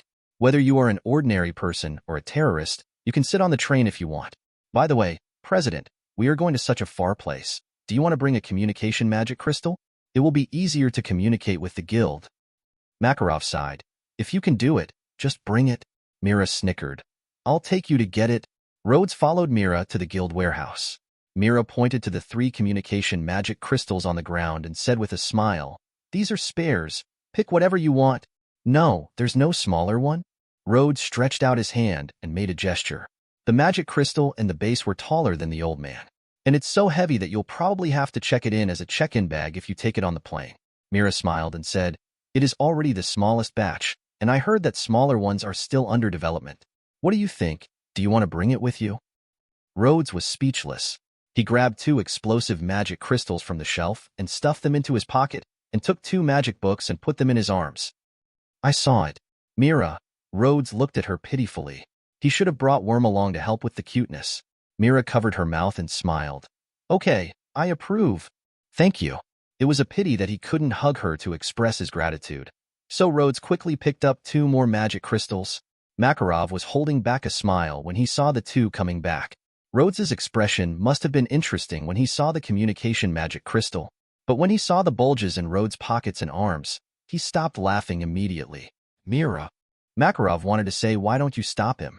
Mira said with a smile, "It's okay, President. Rhodes won't mess around. He feels more secure like this. Forget it." Makarov waved his hand. "Let's go." "Goodbye, President," by Mira. Rhodes hurried away before the president regretted it. But not long after, he ran back again and tiptoed towards the library. Makarov and Mira probably guessed what Rhodes wanted to do, but they didn't expose him. There is nothing wrong with checking more information. "Levy, you're here." As soon as Rhodes entered the door, he saw Levy sitting on the mobile book ladder, flipping through a tome. "Rhodes." Levy raised his head. "Well, I want to find some information on ancient texts." "What about you?" Rhodes said, "I want to find information about the topography, climate conditions, biological species, customs of the southern mountains." "So specific. Is there a mission?" "Well, I have a commission over there, and I want to familiarize myself with the situation in advance." "What mission requires so much information?" Levy said casually, not intending to ask specifically. She thought for a while and said, "I remember that there was Geography of Fiori on bookshelf number 3, and then Animal Atlas was. With Levy's help, finding books is very efficient." Rhodes touched the magic crystal in his pocket. "Today, I will teach you how to write art is explosion." "What is that?" Levy smiled and took off his glasses. "You have too much information to read.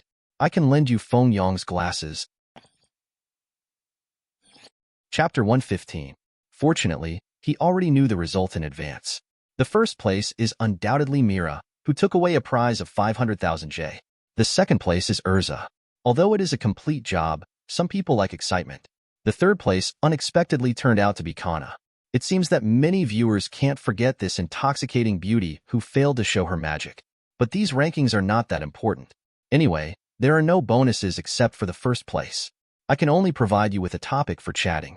When Rod left the library, everyone had already gone home, and Mira and Elfman were about to close the door. Worm stuck out his big tongue and followed them. When he saw Rhodes, he ran over. "It seems that he still remembers who his master is." Elfman asked, "So you are still here? Didn't Sister say you have a mission?" Rhodes said, "After checking some information, we will set off tomorrow morning." "Mission?" Mira thought for a while and just said, "Be careful. Don't worry, it's not a big problem if we just investigate." Rhodes slapped his chest loudly. Mira knew that it was the voice of the magic book and couldn't help laughing. This person was really reassuring. The 3 of them walked together for a while and separated at a fork in the road. Elfman said, "Sister, even Rod has gone to work, so I should probably find a suitable task tomorrow." "Why do you say even Rhodes?" Mira was a little worried about Rhodes' image in everyone's eyes. "I just received my salary and bonus, so there is no need to worry about my family's expenses. That's why we have to go out to work more. How can a man rely only on his sister?" Yes. Mira looked back and thought about whether to let Elfman and Rhodes team up next time. This way, you don't have to worry about Elfman being in danger or getting into trouble. By the way. Early the next morning, the sun was not very warm, and the breeze seemed a bit cool. Since he was traveling far away, Rhodes not only carried a bag but also a suitcase. He is thinking about learning the magic of dressing up when he has time, so that he can have an extra storage space and make it convenient to go out. When he arrived at the station, Gray was waiting for him at the door with only a messenger bag on his back. Rhodes made a special observation and found that the boy was well dressed in trousers, a top, and a coat. Hey. Gray briefly raised his hand as a greeting. Morning. Rhodes felt that he just raised his hand and Gray's windbreaker was already on the ground. He wondered, how did you take off your windbreaker and throw it on the ground without even moving your crossbody back? What nonsense are you talking about? Huh. Gray picked up the windbreaker in a hurry. Ahem, let's buy tickets first, Rhodes said. Wait for Wendy and Carla first? Mr. Rhodes. Wendy was carrying a backpack with a little bunny decoration on it and ran towards Rhodes while waving. Then bang. Rhodes' shoulders shrank. Does this kid have the attribute that he will fall to the ground when he appears? He stepped forward and gave him a hand. Are you okay? Wendy patted the dust on her body and said politely, It's okay. Thank you, Mr. Rhodes. I told you not to be rash. Carla folded her hands and followed up calmly. It turns out it was you who Mr. Makarov was talking about. Why didn't you make it clear earlier? What's worrying me? Weirdo. There is one weirdo. Rhodes introduced. This is Gray, the ice demon. Hey. Wendy covered her eyes and her face turned red. Carla said frantically, Hey, why did you bring a pervert here? Rhodes turned around and saw that Gray was only wearing his big underpants, and everyone who wanted to enter the station was walking around them. The first meeting of the temporary team didn't seem very pleasant. After a little hiccup, the four of them bought 3 tickets and got on the bus and sat opposite each other. Although the 3 of them all regarded Carla as a human being, the conductor obviously did not. Rod's envious eyes made Carla feel uncomfortable. There was a little blush on the little white cat's face. Don't look at me like that. I didn't mean to evade the fare. I didn't say anything. Your weight included in Wendy's ticket is enough for them to recover the cost. Rhodes said, There is no children's ticket at Blackheart Station. Wendy smiled a little reluctantly and said weakly, Well, Mr. Rhodes, if you can, I don't want to be treated like a child at all. I'm sorry. Wendy is a magician in her own right, not a child, Carla complained. If you really think so, don't say it in a coaxing tone. There was no way. It was also the first time for Rhodes to meet such a cute and well-behaved child like Wendy, so he acted like that unconsciously. Gray suddenly asked, Speaking of which, what race are Carla and Happy? Just think of it as a talking cat, pervert. Carla, that's so rude.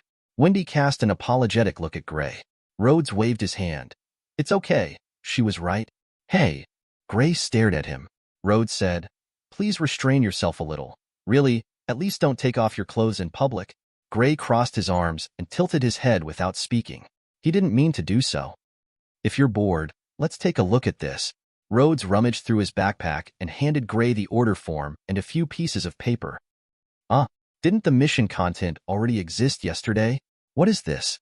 Gray took the task sheet away, and on the first piece of paper underneath was a brief outline of the southern mountains. The map marks the target area to be searched on the first day after arrival, the scheduled resting position and search area on the second day, and the third day. Turn to the second piece of paper and write down the poisonous insects and beasts on the mountain that need to be avoided, as well as the easy-to-obtain food. Regarding the water source, I only wrote a brief sentence, indicating that it can be melted with Gray's ice, or it can be topped with text magic.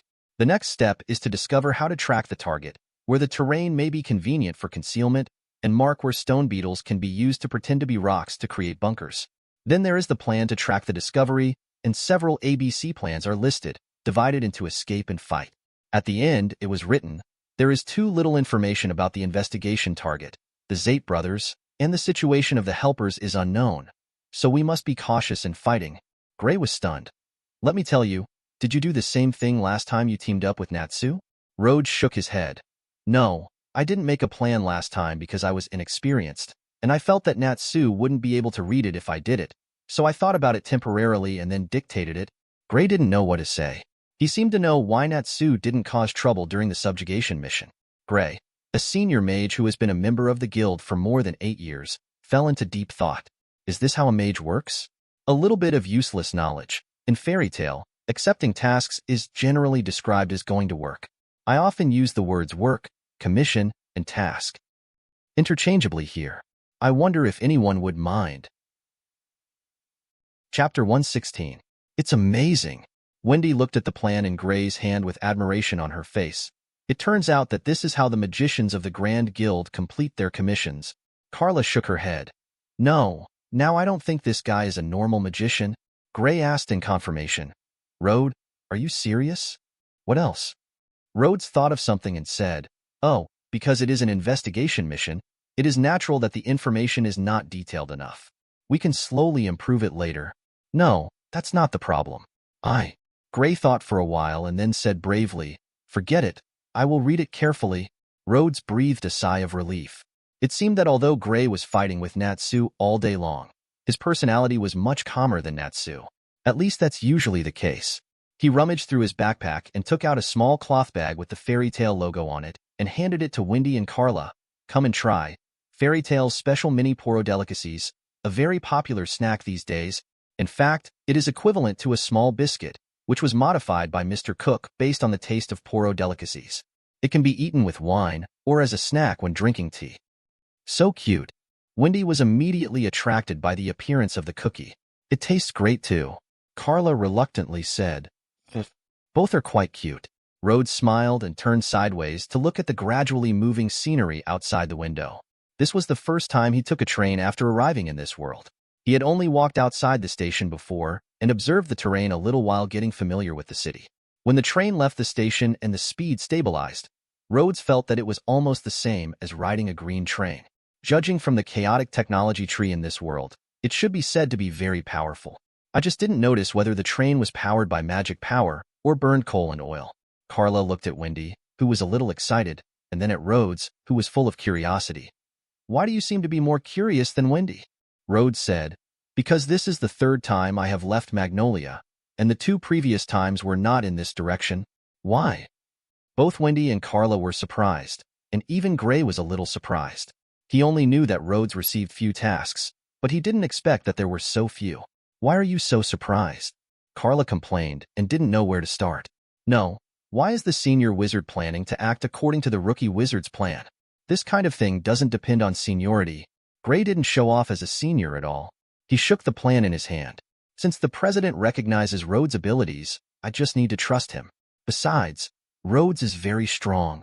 Oh, I feel so embarrassed to praise me in person like that. Rhodes thought about it carefully. Last time, Natsu and Happy trusted him unconditionally. Although there was a joke about using a fish in exchange for Happy's support. But from the beginning to the end, Natsu only disliked his verbosity and had no doubts due to distrust. If that was because Natsu was simple-minded, then the more steady Gray was not like that. Feeling secretly moved in his heart, Rhodes said, how about you praise me a little more? Gray said with a stinky face. Go away, it's disgusting. It's great. Wendy's eyes seemed to be shining with little stars. The atmosphere of Fairy Tail was great. Carla snorted and looked away. Yesterday she was a friend of idiots and idiots. Today she is a friend of perverts and perverts. By the way, still an idiot. The train was clanging along, and Rod and Wendy were looking at the autumn scenery outside the window with excitement. Sometimes Wendy saw a line of wild geese flying in the sky and would quickly point it out to Rod. Sometimes Rod saw a big tree with a strange shape and quickly pointed it out to Wendy. Occasionally, they will miss each other and fail to see what the other person said. Both of them will feel a pity for a while. The 2 people, who were obviously 7 or 8 years apart in age, somehow found a common language on the train. Maybe it's because I haven't traveled far. In contrast, Carla and Gray seem to hate each other. One is a pervert who doesn't like to take off his clothes at any time, and the other feels that he can't talk to this female Happy.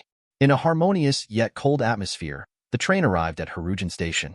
Rhodes took his things and said, Get off the car, Wendy. Don't forget your things. Okay. Wendy turned around and showed Rhodes her small backpack. Want me to carry it for you? I can do it myself. Gray stuffed the plan he had read all the way into his bag and asked Carla, when did the relationship between the 2 of them become so good? Who knows? Carla said, isn't he usually a good deceiver of girls? Gray shook his head. How could it be? It's not Loki. But I heard that Rhodes was a little curious about Mira. Gray, what would have happened 2 years ago? Rhodes patted Wendy on the shoulder and pointed behind her. Wendy turned around and looked at it and said happily, Carla, you and Mr. Gray also get along very well, that's great. Who would have a good relationship with such a pervert? Who would have a good relationship with a guy who keeps calling people perverts? The 2 of them fell into a state of disgust with each other again, and Wendy was a little distressed. Ha ha ha. Rhodes laughed out loud. He found that Gray's character was somewhat dishonest. Okay, hurry up and buy a boat ticket. Gray strode forward, and Carla made a fuss and speeded up, passing Rod and Wendy, and ended up in the same row with Gray again. Then the 2 looked at each other, slowed down together, accelerated together, stopped together and waited for the other to go first. What do you want, guy? You are the one, right? Carla flew up in anger and fell into Wendy's arms. Gray seemed unhappy too, and went to buy 3 tickets with a crab-like pace. Rhodes pointed at the ticket office and asked Gray to pick up his clothes. He looked at the ticket and said, "The ship won't leave in an hour. How about going to buy something? Today's lunch must be eaten on the boat." Rhodes saw that Gray's satchel didn't look like he had brought food, and the little dry food he brought was not enough for everyone to share, so he simply suggested going for a stroll. Harujin's magic is not as popular as in Magnolia, and even magicians are rarely seen. Gray is quite familiar with this place. He led a few people to shop efficiently. He said he had been here before for a mission. According to him, there is only one shop selling magic props in the entire city. However, this is a port city, and its most developed areas are fishing and transportation. Compared with Magnolia, it is another kind of prosperity. Several people followed Gray to shop inefficiently, mainly because there were a few other curious babies who wanted to see everything. Rhodes had never been here before, and Wendy was worried about not being able to catch the magic parade last time, so she didn't stay too long. Carla is someone who wants to see but is too embarrassed to openly show her curiosity. Seeing Carla asking for the 2 fishes that Wendy bought, Rod held a moment of silence for Happy. It seems that people don't like fish, but they don't like the fish Happy gave me. This child's emotional journey may be more difficult than someone else's. Buy some more snacks, pine nuts, almonds, dried sweet potatoes, how about some more prunes? Rhodes held a red prune in his hand and watched helplessly as Wendy moved her calves backwards 10 meters away, hiding behind the wall and sticking her head out to look at him. Wendy tried hard to say, I have no problem. Okay, I get it, there is a problem, and it's a big one. Rod put the prunes back and only bought a few other dried fruits and preserved fruits. Is this child afraid of sourness, or does he hate plums? Chapter 117. I thought that since there was even a train, this sea ferry had to be a steamship, but it turned out to be a wooden sailing ship. It doesn't feel out of place to hang a skull and crossbones flag on the top of the mast.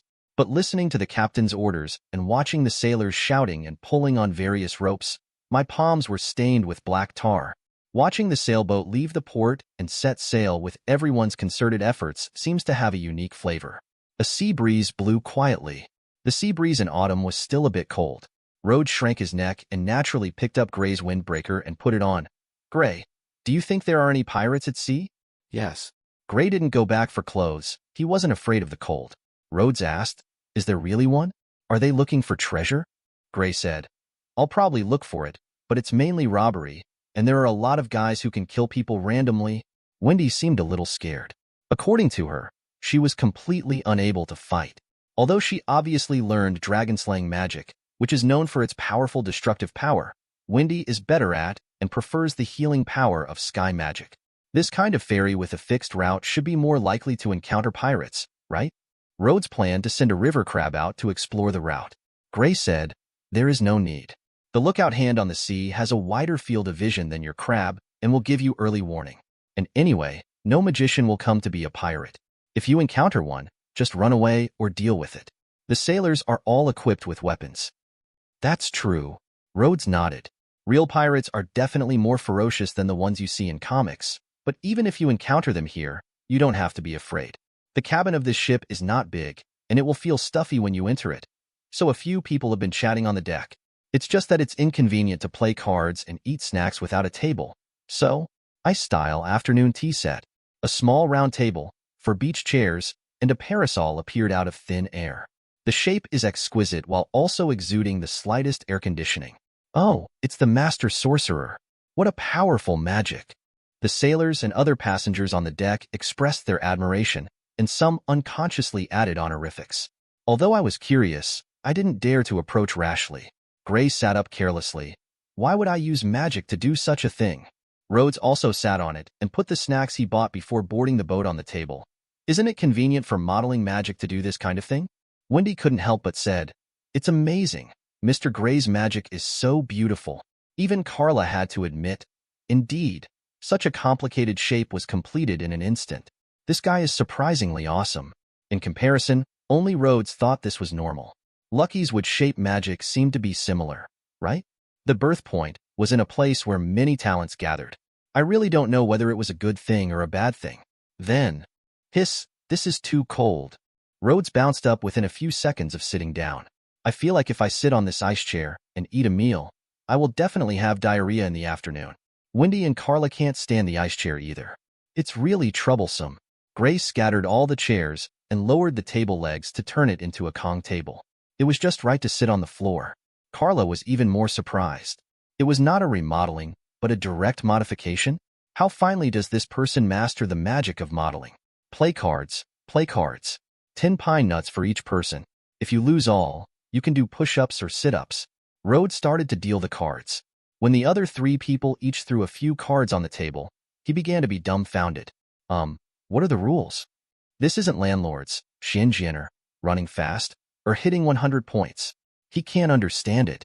I've seen people play games similar to playing cards before, but it's obviously not the case now. What are their preset rules? Carla slapped the cards on the table and complained loudly. So you don't know how to play? Gray said. Come to think of it, I don't think I've seen you play cards before. This is not just busy learning magic, supplementing knowledge, ordinary entertainment activities.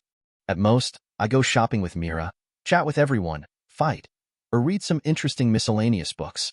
I have never participated in playing cards. Wendy admired. What a hard worker. Rhodes smiled bitterly. I am in a special situation and cannot be included in the effort, Gray said. Otherwise, you can ask Worm to come out. He can play better than you. What? Rhodes was confused. Did he care too little about Worm? Gray said, Worm usually watches us play and occasionally participates. If we put some snacks as a bet, Worm played better than happy. Rhodes summoned Worm, holding Worm while watching it play cards and learning the rules. It's no wonder that its small claws can hold such a large number of cards. Worm played his cards really well and almost won the first game, but then Rhodes had no pine nuts left. That's a chip. Rhodes grabbed Worm and shook it vigorously, and you didn't even peel off the shell. Hoo-hoo-loo, Worm didn't feel uncomfortable at all. He was even very happy, like a child playing a height-lifting game. By the time the boat docked, it was almost dark, and the 4 of them had to find a hotel to stay. In fact, the original plan was to arrive at the cat's lodge before dark, but Wendy noticed a storm was coming on the way, so she went to warn the captain. Wendy's dragon-slaying magic in the sky makes her very sensitive to changes in the air, so she can predict the weather to a certain extent. Even experienced sailors can't match her in this regard. The captain was unwilling to trust children and laymen, so he was cautiously dodged when everyone showed the Magister's Guild crest. It was because of this that the voyage was delayed. Everyone had to stay near the port and find a carriage to set off again early the next morning. The carriage that Rhodes rented this time was not pulled by an ordinary horse, but by a purple pig. The name of this kind of pig is dolphin horse. A dolphin horse can match the power of 2 horses, and when encountering robbers, it can be more intimidating than ordinary horses. Of course, it is just a very common creature in this world, and only Rhodes would find it strange. Since I have only ridden in an ordinary carriage, I wanted to give it a try. The price is not expensive anyway. As for the feeling of sitting on it, it seems to be no different from an ordinary carriage. Disappointment, Gray complained. Don't have strange expectations about the carriage. Wendy smiled slightly. Mr. Rhodes can be very immature sometimes, Carla said. It's getting weirder and weirder. She always felt that this person was very awkward. He was extremely reliable when it came to tasks, and he also had some common sense problems in some trivial matters. He seems to be a very mature person in his normal speech and behavior, but when he leaves the town, he becomes as curious as a child. Rhodes couldn't help it, and there wasn't everything in newspapers or magazines. It is always easy to be confused when encountering something you see for the first time. Maybe this is why the president always wants him to take on more tasks and go out more. By the way, Wendy, your guild is the entire tribe, right? Rhodes asked, do you have any words that you must not say nonsense, gods that you must not offend, or any other rules? Wendy tilted her head and thought for a moment. It doesn't seem to be anything special? Yes. Carla looked at Gray and said, you can't go there naked. Hello. Chapter 118. The carriage only took everyone to the front of the mountain and was unwilling to go any further. If it went any further, it would easily break the wheels or damage the axles, so the driver might lose money on this trip. Riding on the river crab and walking along the bumpy road, Wendy's face was full of guilt. I'm sorry, I said I wanted to entertain you, but I made you walk such a long way. Rhodes said, don't say that. If you hadn't been willing to take us in, Gray and I would have slept in the wilderness today. It's not easy to find accommodation in this kind of place. Gray stood with one leg crossed and the other in a cool pose. He patted the crab's back and said, "It's really convenient to team up with you. That guy Natsu might stick to you all the time." Rhodes smiled and said, "Only for short-distance trips. If this trip is so far, if you bring Natsu." Gray continued the second half of the sentence. "It will definitely be fun." The two looked at each other, confirming that the other was also a bad guy who liked to play tricks on Natsu and couldn't help laughing. "Wendy, you must definitely keep your distance from them in the future." The crab was very fast, and after walking for a while following the guidance of Wendy and Carla, the view blocked by trees and rocks suddenly opened up. Wendy said happily, "We're here. Our guild is right in front." The land is flat and vast, with well-groomed houses, fertile fields, beautiful ponds, mulberry trees, and bamboos. Traffic on the streets, chickens and dogs hearing each other. These words suddenly flashed through Rhodes' mind. The small village, which is almost isolated from the world in the deep mountains and old forests, does have a bit of a peach blossom garden. Rhodes praised, "What a beautiful village. What a retro building." Gray said, "This kind of village is really rare to see now." Worried about causing a disturbance, Rhodes called everyone down and asked the two river crabs to go for a walk in the mountains outside the village to briefly verify their terrain data. Then follow Wendy and Carla into the village. After returning to the village, Wendy seemed to become much more lively and excitedly introduced things in the village to Rod and Gray. Two young men, carrying bows and arrows on their backs and wearing clothes similar to the primitive tribal style, walked over talking and laughing, as if they were going out to hunt. Wendy waved to them. "Pask, Naok." Carla also smiled a little. The two young people stopped. "Wendy, Carla, you are back. It's great to be back safely. Everyone is worried." "Who are the two people at the back?" Wendy introduced. "They are the wizards of Fairy Tale, Mr. Rhodes and Mr. Gray. They are friends that Carla and I met outside." Pask said, "Oh, I am a magician from the Grand Guild, which is really rare." "Hello, I am Pask." "Hello, I'm Naochi." Naochi said to Wendy with a smile, "You can make friends after just a few days out. Has Wendy grown up too?" "Hello." Rhodes and Gray simply greeted each other without interrupting their concerns about Wendy. Wendy excitedly talked to the two about what they had seen outside for a while, and the two listened with smiles on their faces. Speaking of the fact that Wendy made friends outside, Pask and Naok seemed particularly happy. It took a while before the two left. Wendy said apologetically again, "I'm sorry, I talked too much and kept you waiting for so long." Rhodes said, "It doesn't matter. It can be seen that Wendy is very popular in the village." Wendy smiled happily. "Because everyone is a good person, the clothes of the people here are full of primitive tribal feeling, and their faces are painted with strange facial patterns. I feel a bit similar to Nabu, who is always looking at the bulletin board." Magna, Bebel, Wendy, Carla, welcome back. Along the way, Wendy happily greeted everyone she met, and everyone responded to her enthusiastically. The small village is full of human touch. Walking along the stone road running from north to south, you finally arrived at the door of a cat-shaped tent. On the top of the tent is written, "The Cat's Place," and the flagpole next to it hangs the sign of the Cat's Place. Rhodes thought about waiting outside, but Wendy was already calling them to go in together. He glanced at Gray, who nodded towards him, probably meaning he could come in. Rhodes also nodded, meaning, good, the clothes are still there. The furnishings in the tent are very simple, with a total of 3 wooden round tables placed on both sides and in the middle. The middle position against the wall is the president's seat. At this time, an old man wearing a feather headdress is sitting cross-legged. Wendy said happily, "President, we are back." "Fool." The old man sat upright. "Wendy, Carla, welcome back." Rhodes whispered to Gray, "What did he just say? What kind of fooling?" Gray shook his head slightly. "Didn't hear clearly." "Don't worry, that's the president's mantra." Carla said, "We don't know what it means, but it's always on our lips anyway." Wendy introduces Rod and Gray to Robin Roo. Robin Roo poured himself a drink while listening to her.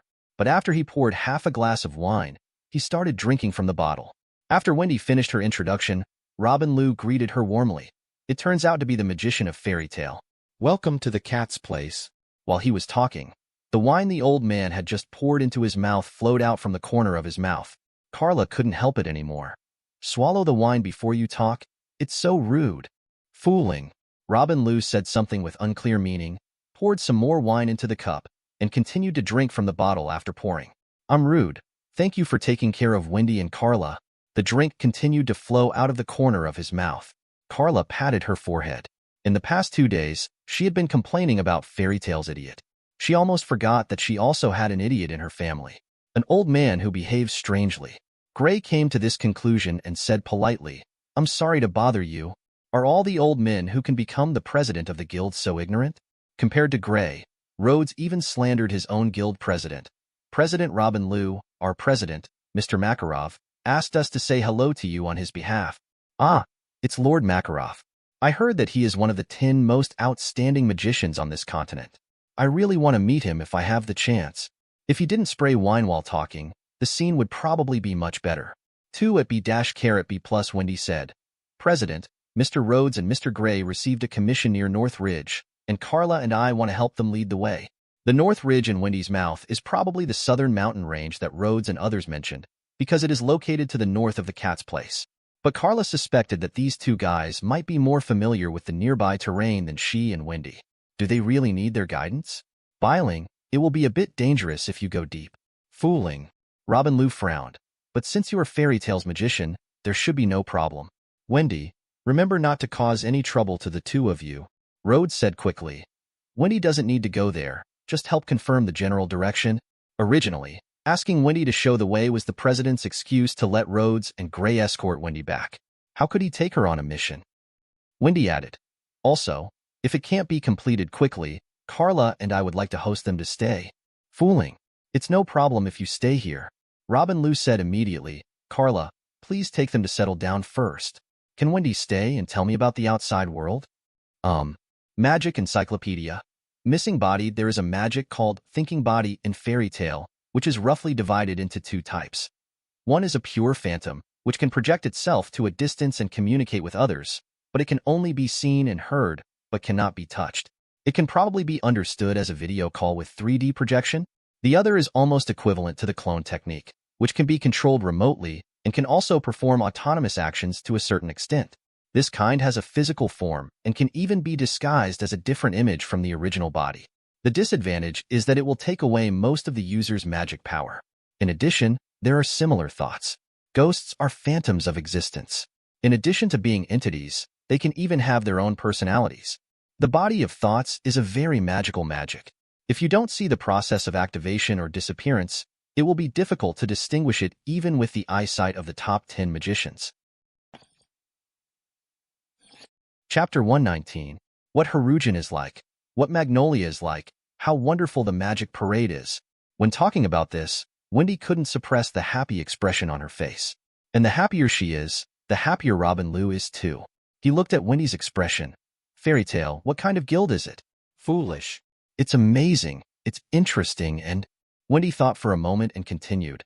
Although there are some strange people, it feels very warm. Everyone there should be happy every day. Do you like it there, Wendy? I like it, but I prefer the cat's place. Fairy Tale is a very good guild, and there is also Grandine from another world there, which Wendy likes very much. But for her, Huamao's home is her favorite and most important home where she has lived for 6 years. That's it. Fooling. Robin Liu looked at Wendy, a little hesitant. Has Wendy ever thought about leaving the cat's home and joining Fairy Tale?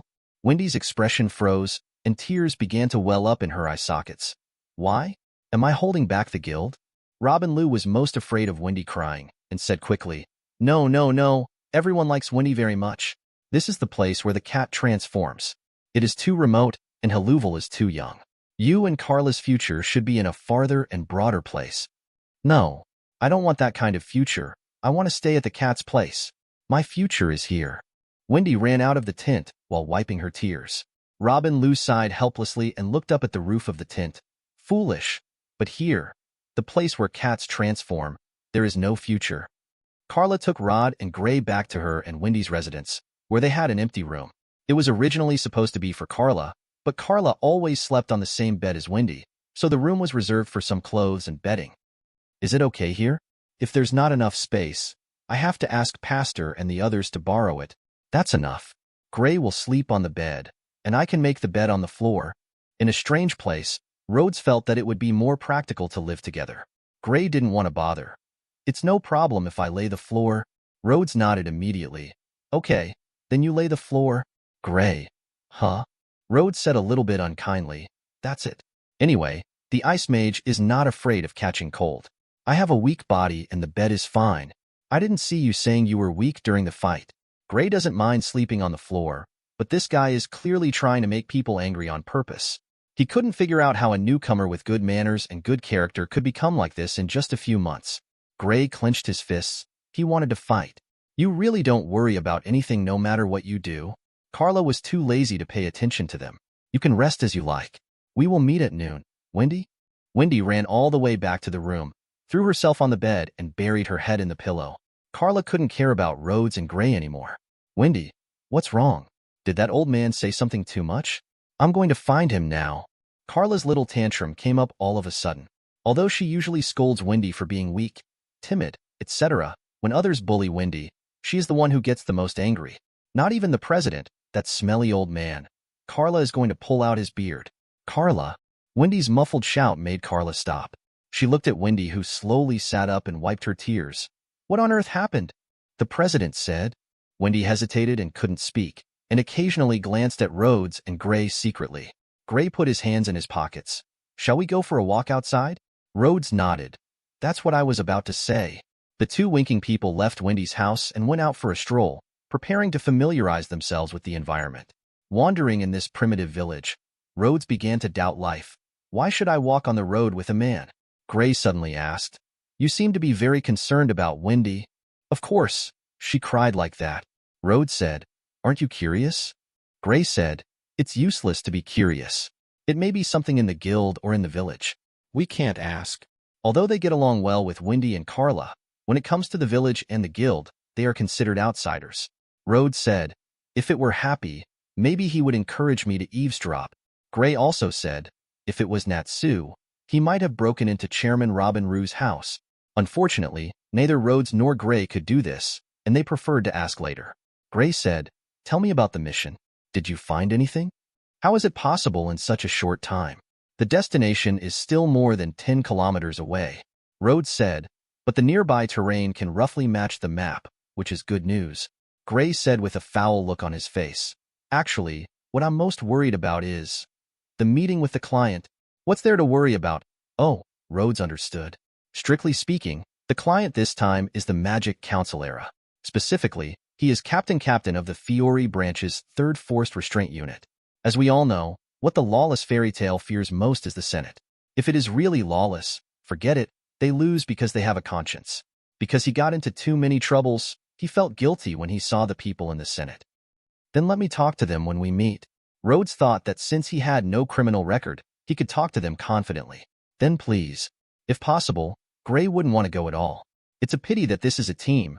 The president should have already reported the name of the task handler, and Gray has to show up no matter what. Mr. Rhodes, Mr. Gray. An old voice sounded from behind, and Rhodes frowned. He didn't hear the footsteps at all. Judging from Gray's appearance, he probably didn't notice anyone approaching. President Robin Liu. The two greeted politely. Sorry, the village is relatively simple and the reception is not good enough. Rhodes said, No, it was us who came to the door without authorization. You are friends of Wendy and Carla. How can you be considered as visiting without permission? Fooling. Robin Liu said, I'm very happy that Wendy and the others can make friends outside the village. By the way, the reception banquet will be ready soon. Please be sure to enjoy it at noon. The two of them thanked you. Thank you for your trouble. The old man seemed to want to say something, but after thinking about it, he slowly left. He wanted to see more about these two young men and learn more about fairy tale. In addition, the location of their mission this time is also somewhat concerning.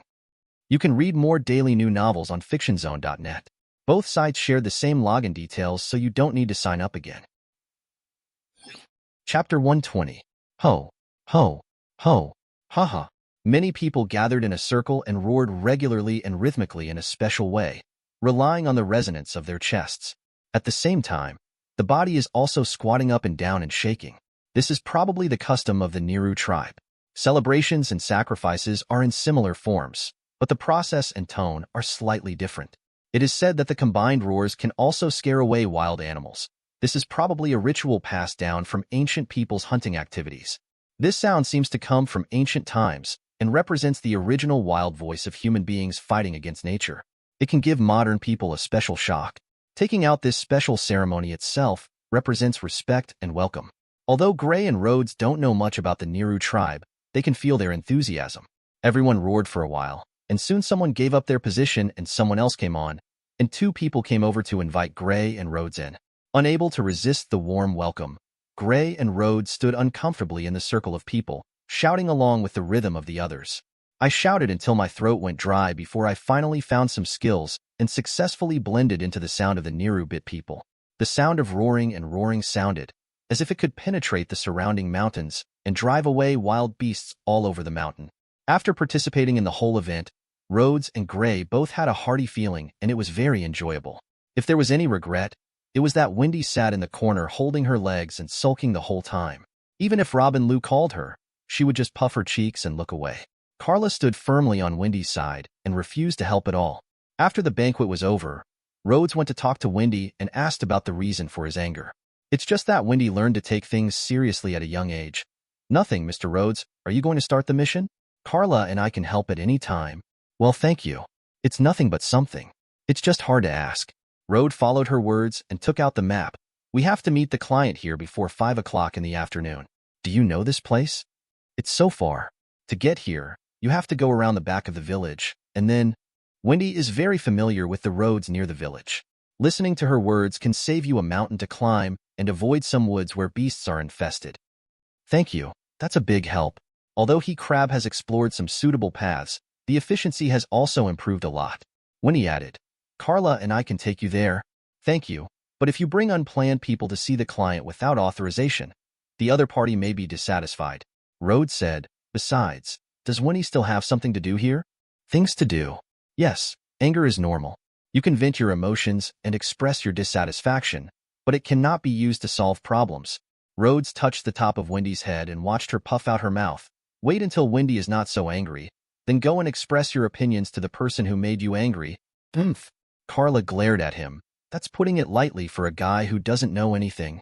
Haha, I can't help but talk too much. You can solve it the way you like. Rhodes turned around and waved. See you tonight. Although he is a bit too cool, what this guy said makes a little sense. See you tonight. Gray also waved his hand. He felt that Rhodes looked a bit like the president and Natsu. Carla complained. What? A self-righteous guy. Of course, I learned it from them. Don't you think the president is good at comforting people? No wonder he acts like a father comforting his daughter. Gray sat on the crab's back with him and complained. It's okay to imitate the old man. Why should Natsu also imitate it? You don't know. We met a sad little girl on our last mission. She's only that tall. Rhodes made a gesture and continued. When Naz was comforting her, the way he touched his head, spoke, turned around and waved his hands was so cool. I also want to look cool. Heh, heh. Gray made a disgusted expression. Rhodes threatened. Believe it or not, I will kick you out. Gray is not afraid of this. Come and give it a try. If you can do it, I can go skating. Once he gets involved in fighting, the calm Gray loses his composure, acting like he will do whatever he likes and whoever refuses to accept it. The two of them walked noisily through the valley and over the jungle, startling many birds and scaring away pheasants and hares. But the closer we got to the agreed place, the quieter Gray's voice became. It was obvious that he really didn't want to see the people from the Senate. When the distance was about 2 kilometers away, Rhodes suddenly asked he Crab to stop. What's wrong? Gray, do you think the Senate will pretend to assign tasks, but actually set a trap to arrest us? No matter what, it's not to the point of being arrested, right? Gray said. Why do you ask? Because there are too many people. The team wearing white robes set up a cordon. There are almost 100 people. Gray thought for a while. Maybe the mission has changed. If they want to use a trap to arrest us, they should ambush us. Rhodes thought for a while. Let's get some crabs. Let's walk over and be careful. Gray was stunned for a moment before he realized what it means to be under the influence of crabs. As for being vigilant, what are you vigilant about? Can the two of them still go to war with the Senate? Stop. We are the third forcible restraint force of the Fiori branch of the Senate, and the front is closed to traffic. We are the magicians of fairy tale, and we came here under the commission of the Senate. Rhodes took out the power of attorney and tugged on his sleeve to show his coat of arms. Gray also tugged on his collar, revealing the coat of arms on his chest. Rhodes glanced at Gray and felt that it was inconvenient to show off his coat of arms like this. Oh, he likes to take off his clothes, and he only tries to restrain himself in front of the Senate. Rhodes was thinking about what he would do in winter, whether to print another one somewhere else. Please wait a moment. The white-robed soldier holding the wand left, and soon a man with short blonde hair and a beard came over. The magician of fairy tale? I am the captain of the 3rd Interment Unit, Captain. I'm sorry, because the target's actions have changed and our plans have been adjusted, the commission given to you has been slightly changed. Temporary changes are required. I heard that many working people hate this. Rhodes said calmly. Excuse me, do you have your ID? Huh. Rhodes explained. I mean to be able to prove your identity, or to prove that you are qualified to change things entrusted by the Senate. Captain obviously didn't expect him to ask such a question. Even Gray was stunned for a moment. Can someone with no criminal record speak so harshly? The taxi soldier following Captain reprimanded in a low voice. How rude, wizard of fairy tale. Would anyone dare to impersonate the identity of the council? Rhodes looked at him and said, of course, our guild would dare to do this. This person was probably proud of being a member of the Senate, and Rhodes was not as knowledgeable as him. Captain raised his hand to signal his subordinates not to attack. He pointed to the cross sign on his clothes. This is the proof of the Senate. As for the qualifications for changing the commission, here is the arrest warrant issued by the Senate, the official document of Bandage Man's membership. The person in charge is me. As he spoke, Captain laughed. This fairy tale seemed different this time. You can read more daily new novels on fictionzone.net. Both sites share the same login details, so you don't need to sign up again. Chapter 121. Gray said no problem. But brother, have you ever looked at that sign? Oh, it was precisely because he didn't want to see it that he proved that the other party was real and reasonable. So, what is the content of the mission change? Captain said, it's very simple. The first step is to add a higher-level confidentiality agreement. The details of this mission must not be disclosed to anyone. There are detailed confidentiality clauses here. Rhodes and Gray looked at it carefully and nodded. This is not a big problem. Many clients will ask for confidentiality. It is understandable that matters in the council require a higher level of confidentiality. Captain continued. Second, your mission this time is limited to helping us find the Zate brothers of the Naked Bandage Man, but you are not allowed to contact them without authorization, nor are you allowed to conduct any arrests, interrogations, or any other work without authorization. Rhodes asked, that means as long as we find them and tell you their location, everything will have nothing to do with us, right? Captain said, yes, everything will be left to us. Of course, we will also conduct searches, and the reward for you will remain unchanged. What's more, this good thing. This old guy from Captain is a real person. That's impossible. Rhodes thought there was something fishy here, but since the other party was the client, and they only reduced the workload but not the remuneration, he seemed to have no reason to refuse. He glanced at Gray, who nodded and said he had no objection. We accept it, Rod said. Okay, then it's up to you. Captain said, please start as soon as possible. So urgent? Okay. Rhodes held the pendant and said solemnly, I am the person who bridges the two worlds. He deliberately recited the full version of the chant meticulously. A magical light lit up on the ground, and a river crab and a small shadow wolf appeared. Although it is not a very strong wild monster, you must give the opponent the illusion that you are giving your full strength. No, it is a feeling. This is like playing a game. When a teammate fights with someone, no matter how far away you are, you must tell the other person, I'm going. In this way, if you lose, you can also give your teammates emotional value. It would have been better if I had held on for a few more seconds. Is this star spirit magic? And summoning two star spirits at the same time? Captain said that his eyes were open today. Although fairy tale can cause trouble, she is also really talented. It's a pity that I can't identify the constellations of the two stars. Is the crab a Cancer? Rhodes said, it's a similar magic. They are better at searching. If there are items with the scent of the Zart brothers, it can improve the efficiency a lot. Sorry, we have no clue at all. Captain felt a little ashamed. The other party sent such a capable magician, but he was unable to provide any help. It doesn't matter. As long as they are active in the mountains, they will always leave different smells. Rhodes waved the river crab and the shadow wolf to run out. It's just that the southern mountain range is so big. Please give us a little more time. Of course, and we will search hard. Captain raised his arms. The search has begun. Cheer up. Oh. The members of the internment unit probably also felt that they did not want to lose to Fairy Tale's magicians, so they all became energetic and formed their own teams to start taking action. Gray watched Rhodes' performance with his hands in his pockets, and also watched the people from the Senate walk away. I'm talking about you. Shoo. Rhodes pulled him and walked in the opposite direction for a while, then motioned for him to continue.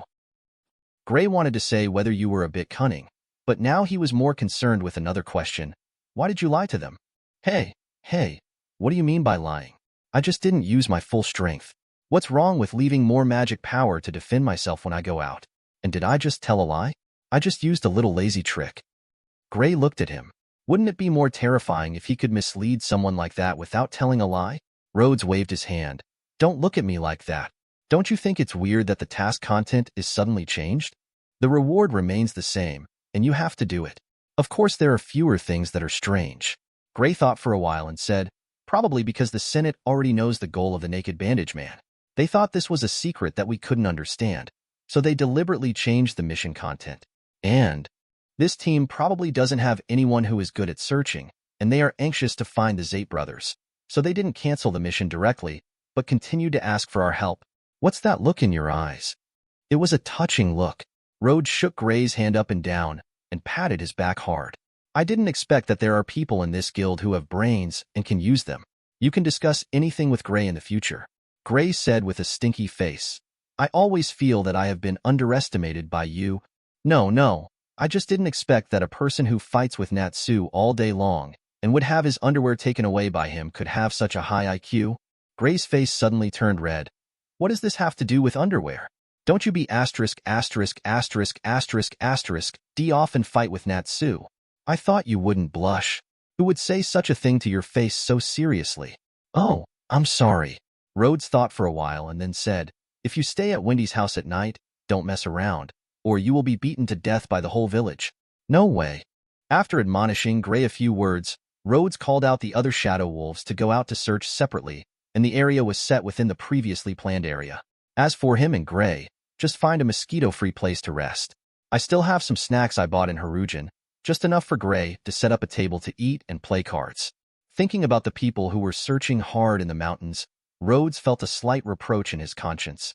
Did you secretly change the cards? Gray pouted. I'm not Kana. Ho. So Kana is a con man? When it got dark, the two of them said hello to the people in the Senate and returned to the cat's lodge to rest. Wendy's mood had improved a lot. When Rod and Gray came back, she was holding the thick magic book and sitting at the door studying by the light. Mr. Rhodes, Mr. Gray, welcome back. Wendy closed the book and asked, did the mission go well? Rhodes said, it's okay, but I have to go deeper tomorrow, so I'm afraid I won't be able to live here. Why is this like this? Wendy was a little disappointed. She quite hoped that the house would be more lively. Rhodes said, there is a mission, and there is nothing we can do about it. How about I bother you for 2 days after the mission is completed? Carla stood in the door.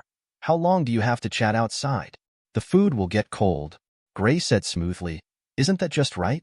Cats' tongues are afraid of burning. You guy. Carla ran back into the house and threw out a pile of sticks, coarse cloth, ropes, and the like. After you eat outside, it's best to stay outside at night. I'll give you a tent, Wendy whispered. That's the tent Carla borrowed from Magna. She said you might be able to use it later. Oh, Tsundra. Rhodes nodded and whispered in Wendy's ear. Do you think if I formally thank Carla now, would her expression be funny? Wendy struggled. Don't do this, right? In fact, she was quite looking forward to it, but she didn't want to tease Carla like this. Chapter 122. The next day, Rhodes woke up early. Since he came to this world, because he has to go to work every day, his habit of staying in bed has been corrected. The experience of being in the same room with Gray was okay. There was nothing strange about this person except that he slept a little differently and liked to sleep naked.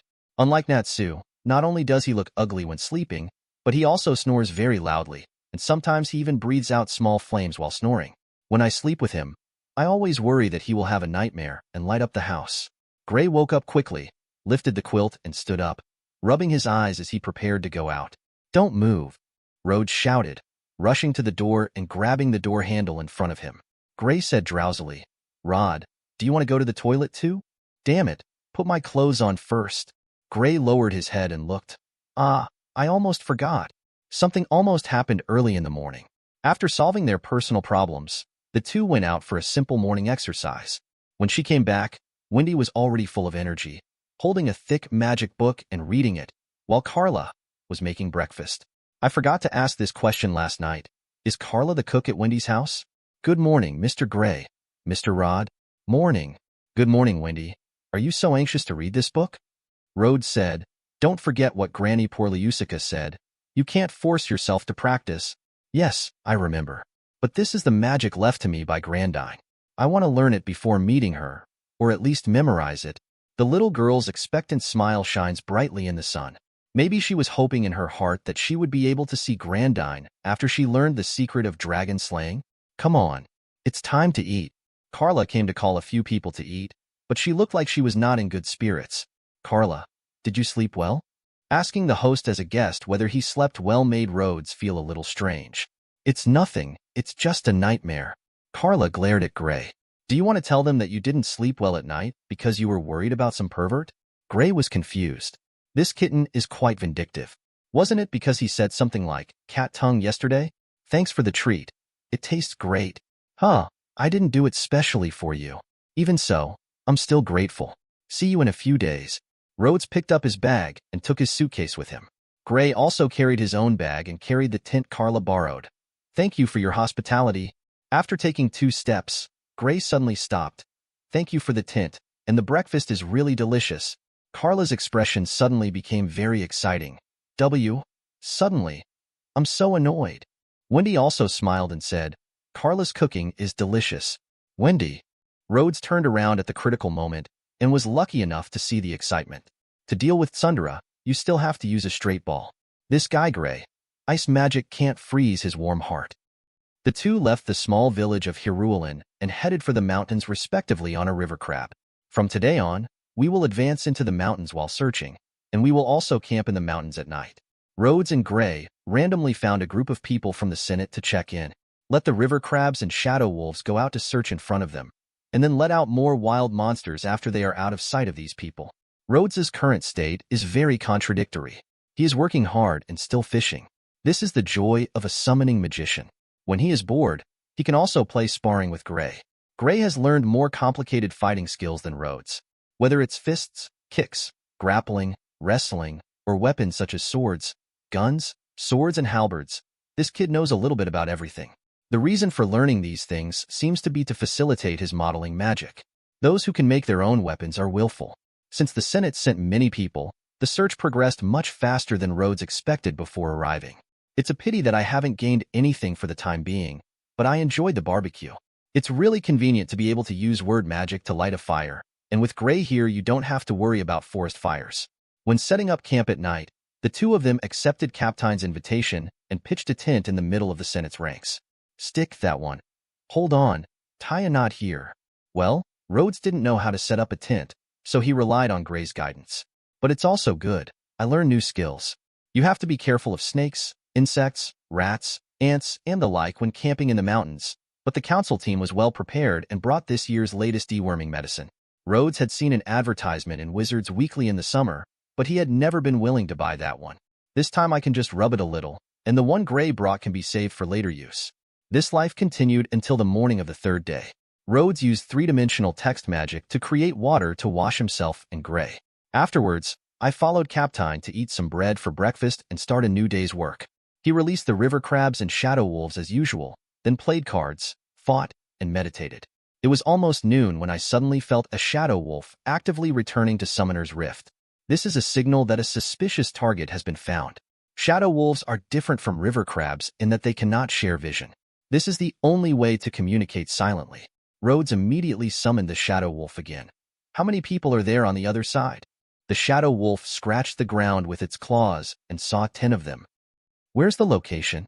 The shadow wolf made a lot of gestures, but it seemed a little far away. Let's go, report, and then get ready to call it a day. Rhodes sent back the other wild monsters, summoned a river crab again, and then called Gray to go find Captain. The unimportant luggage was temporarily left at yesterday's camp, and Rhodes only carried one back. On the way, he took out a magic book and 2 explosive magic crystals and gave them to Gray. You should be able to use these things, right? Gray was shocked. Is this the bag you always carry with you? Just in case. Gray was not as cooperative as Mira. Forget it, I don't need it. Okay, It's up to you. Road put the things away. It wasn't their turn to fight anyway. Captain asked about the situation, immediately gathered the team, and asked Rhodes to help lead the way. Captain warned his subordinates. Only 10 people were found, but there may actually be more. It is very possible that the Zate brothers brought the entire guild here, so don't be careless. Rhodes left Shadow Wolf to lead the way and asked River Crab to take a step ahead to get a better feel for the situation. He finally confirmed.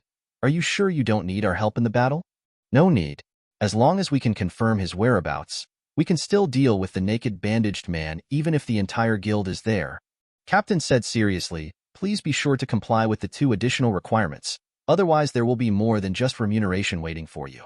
I promise not to disturb you. Rhodes didn't want to cause trouble.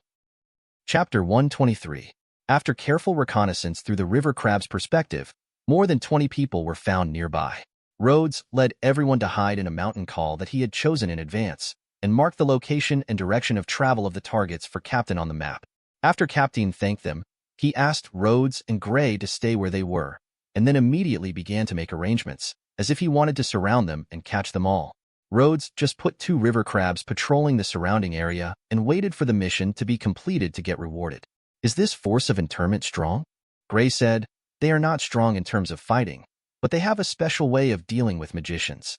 If you are targeted by them, it will be difficult to escape. Special method? Rhodes thought for a while. Demon sealing stone? Gray said, the magic sealing stone is only used as handcuffs. Arrest operations like today usually use magic. Spell? Rhodes seemed to have seen this magic before. It was somewhat related to word magic, but it was very different. I remember it was called the arrest technique, and it was specially improved by magicians who were proficient in the technique for the council. As long as you know the location of the arrest target, or the only way to go, and quietly place this kind of spell around, you can immediately make the opponent lose the ability to resist. The technique is absolute.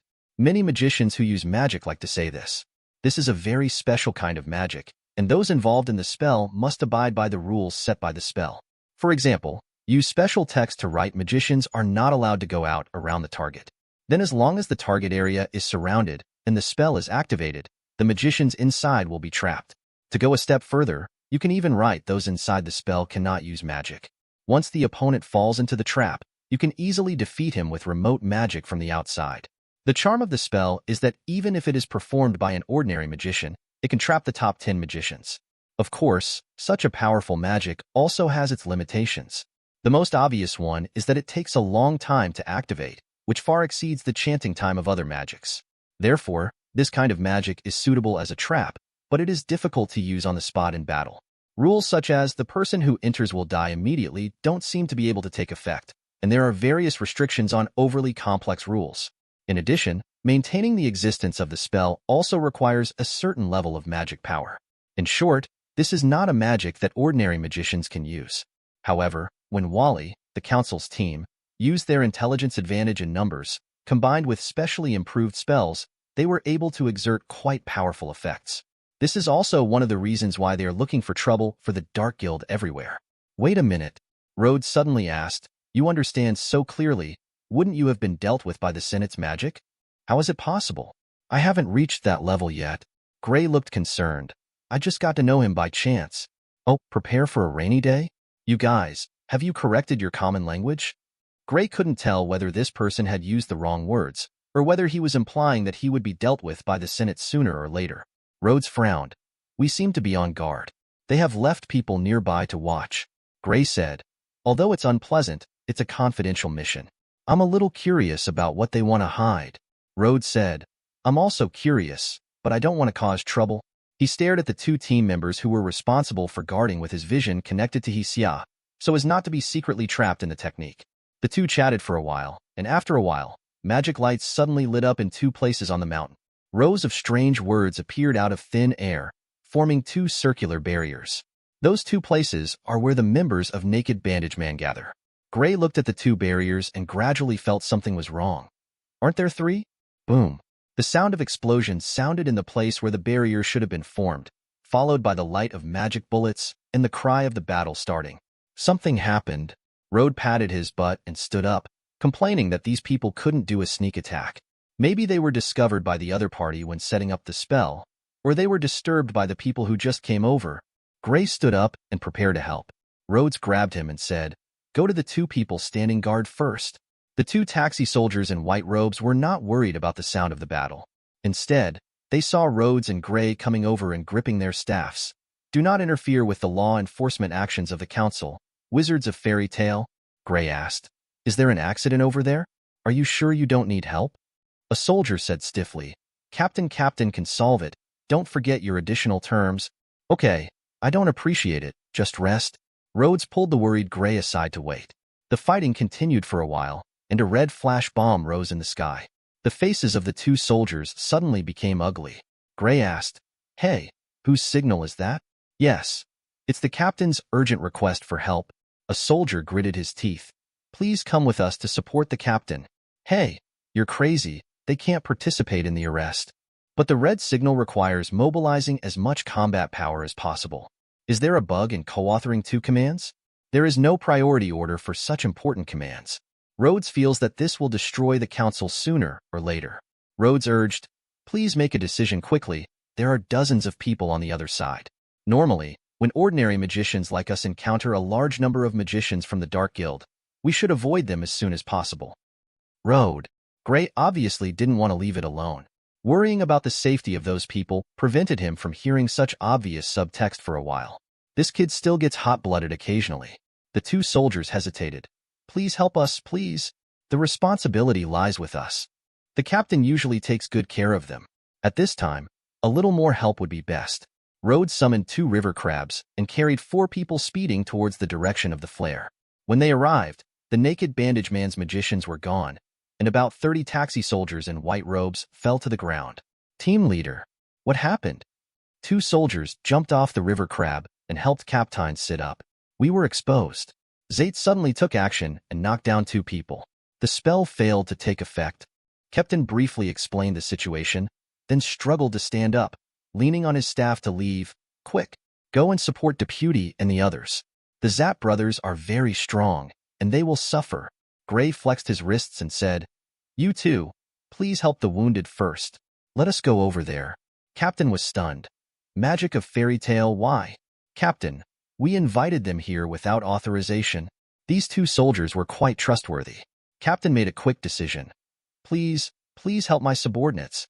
"Leave it to us." Gray flexed his wrists. "What do you think, Rhodes?" "That's what you said, alas." Rhodes sighed and urged Hesia to set off, complaining halfway, "Don't just get into trouble like this." "But doesn't your plan also involve the 2 of us facing off against the entire guild? That's the worst-case scenario. Speaking of which, if I can't win, I will run away." Chapter 124. The 2 barriers formed by magic spells emitted the light of magic and were somewhat conspicuous in the densely wooded mountains. Rhodes and Gray were rushing to a closer place, but by the time they arrived, the spell had disappeared. "The first team, attack. The second team is ready." The taxi soldiers of the interment force waved their staffs according to the command of Deputy Captain Deputy. Magic bullets flew towards the members of Naked Bandage Man due to an unexpected sudden attack. The spell has been lifted, the numerical advantage that should have been almost wiped out, and it was also flanked by 2 sides. The Naked Bandage Man's magicians had a high morale after the spell disappeared. "Damn the council. We are hiding here and there because of you. Suffer death." These people have a much richer fighting style than the interment troops. Some use props such as staffs and magic guns to attack from a distance. Some directly use elemental magic such as fire. There are also some magic warriors who are dodging magic bullets while rushing forward, planning to fight in close combat. The various fighting methods made it difficult for the forced attention troops to deal with, and the fierce fighting on both sides caused damage to each other. This is the battle scene of a normal magician. It's just that the Naked Bandage Man also has 2 brothers, Zakit, plus a big bald head. The strength of the 3 of them is quite outstanding.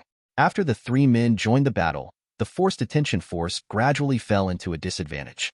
"Damn it, if this continues." Deputy was under great pressure. If this continues, not only will the teams he brought with him suffer heavy losses, but his colleagues in the other art department may also suffer. Ice Style Lancer. Crimson-fronted bird, feathers all over the sky.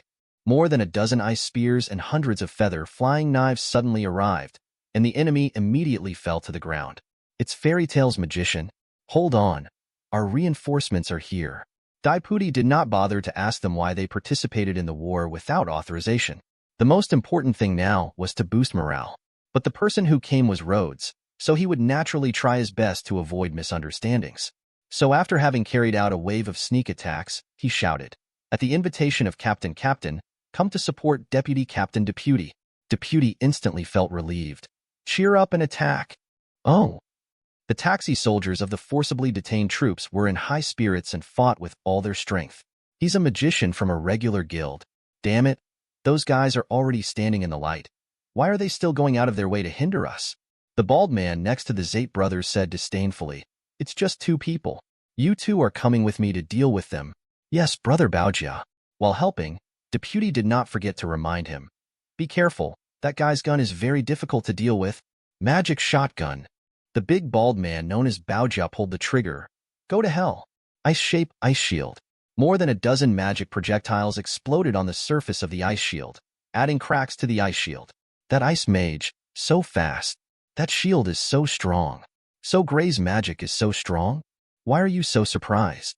Gray couldn't understand Rhodes, and it wasn't the first time he saw ice-shaped magic. "I've always had no reference. Normally I only know that Gray is quite strong, but I never have a clue." But on this trip, Carla was amazed by Gray's modeling speed and precision, and the enemies were also amazed by his modeling speed and the strength of the ice shield. Only then did Rhodes realize that Gray's level might not be as high as usual. It would be nice if there was another ice mage on the opposite side for comparison. This comparison makes sense. There was actually an ice mage behind the bald head. After brewing for several seconds, he shot out an ice pick and made a small hole in Gray's ice shield. Rhodes exclaimed, "Oh, Gray is so strong." Gray created a javelin and threw it at a magician who fired magic bullets and said angrily, "Fight well. I'm surprised, but it won't affect the battle. You'd better concentrate." Rhodes waved his hand. Sharp-beaked bird Feiyu.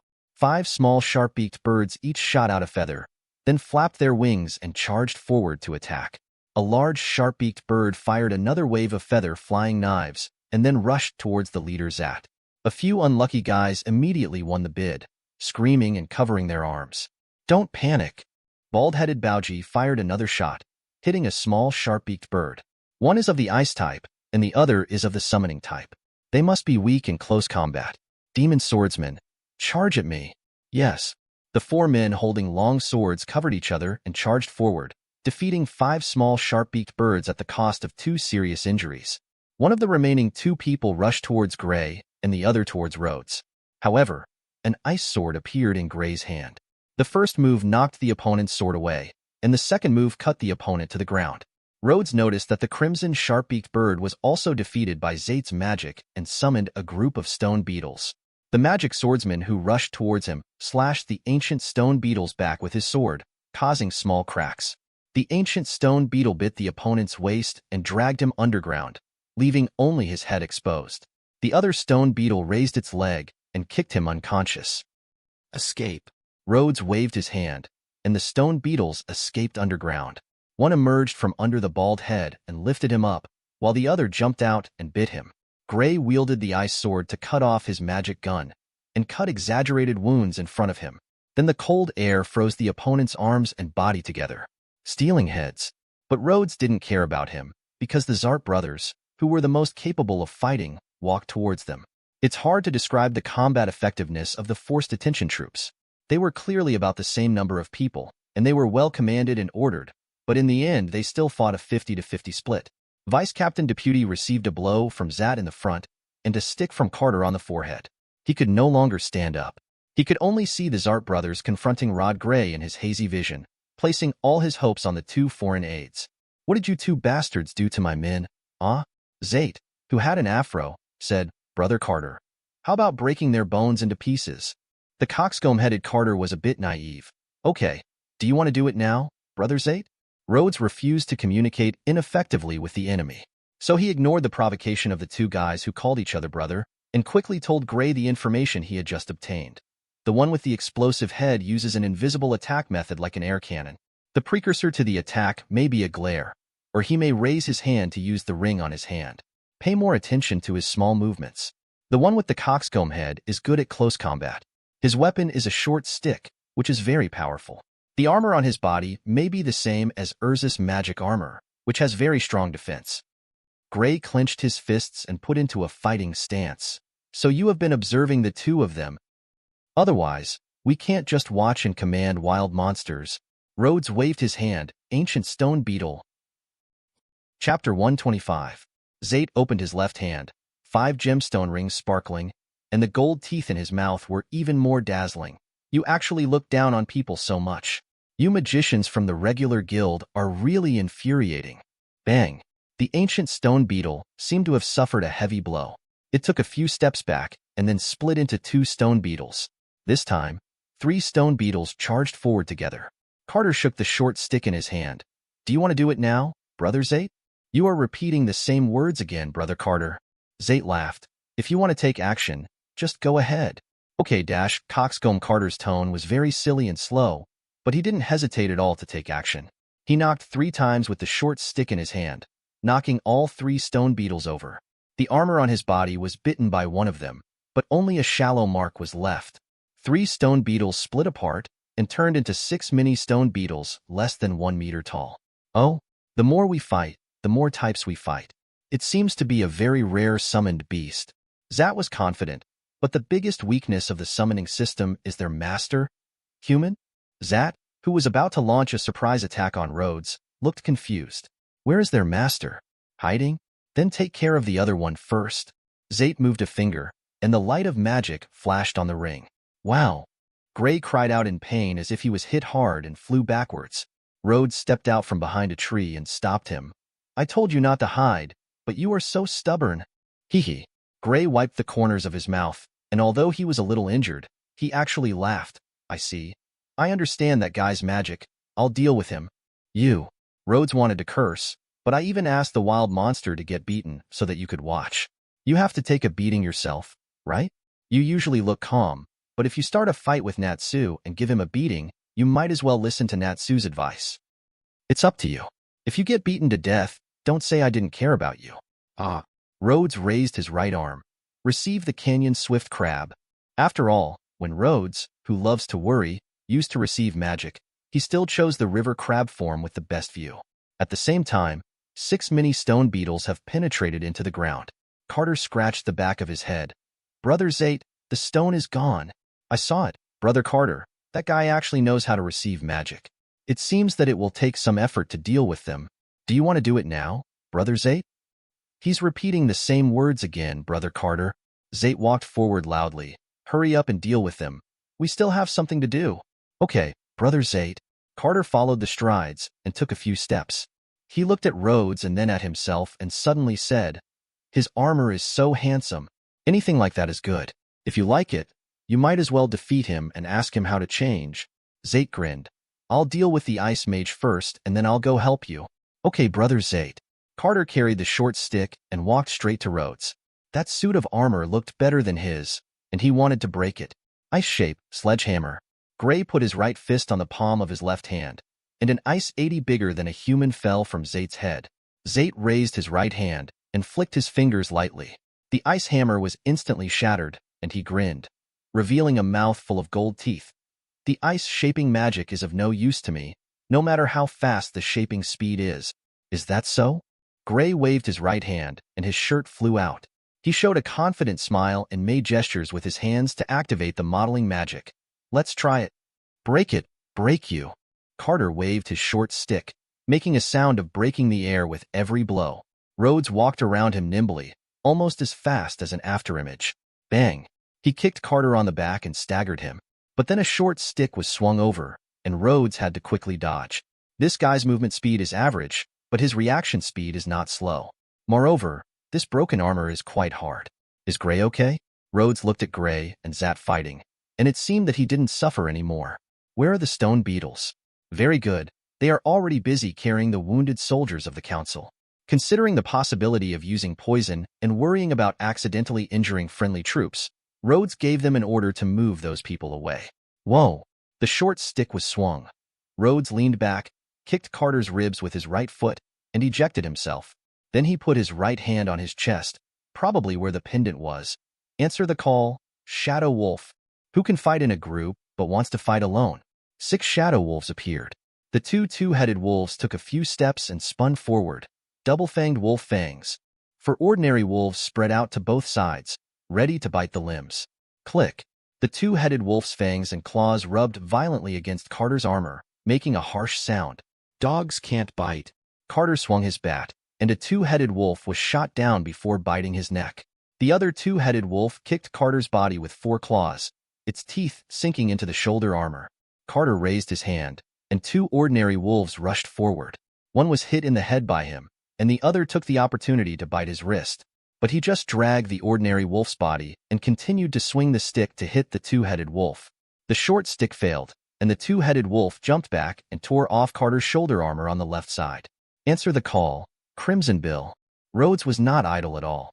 After the shadow wolves revealed their vacant positions, they immediately summoned another group of sharp-beaked birds. A round of flying feather knives fired randomly, and Carter's left arm, which was missing his shoulder armor, was bleeding from the knife. The razorbills flapped their wings and lunged forward, while Carter continued to drag the ordinary wolf and beat him with his stick. 3 small sharp-beaked birds were shot down, and the remaining one large, and 2 small ones used their beaks to pierce Carter's right breastplate, left arm armor, and the shadow wolf hanging on his right arm. With enemy interference in actual combat, it is indeed easy for some accidents to occur. But it was harmless. The armor was damaged, Carter was injured and bleeding, and could no longer resist the siege of wild monsters. Rhodes likes opponents who don't understand large-scale attack magic. He commanded the wild monsters to completely control Carter and remove all the armor on his body. Rhodes felt that it was not safe, so he asked the stone beetle to hit him on the head several times with its thick legs like stone pillars to help him fall asleep. I originally wanted to help Gray immediately, but it was no longer necessary. In the final analysis, your magic is just using the ring to create that kind of shock wave to attack. In order to make up for the shortcoming that the magic crystal needs a certain amount of time to fill up with magic power after a single magic item activates magic, use specially prepared tin rings. After the tin pre-stored attacks are used, you must activate the magic in turns and in batches, waiting for the magic crystal to naturally absorb the magic power and actively replenish the magic power. This creates the illusion that magic can be activated at any time with almost no restrictions and no intervals. Gray took the modeling magic starting position, and the surging magic blew the broken hair on his forehead.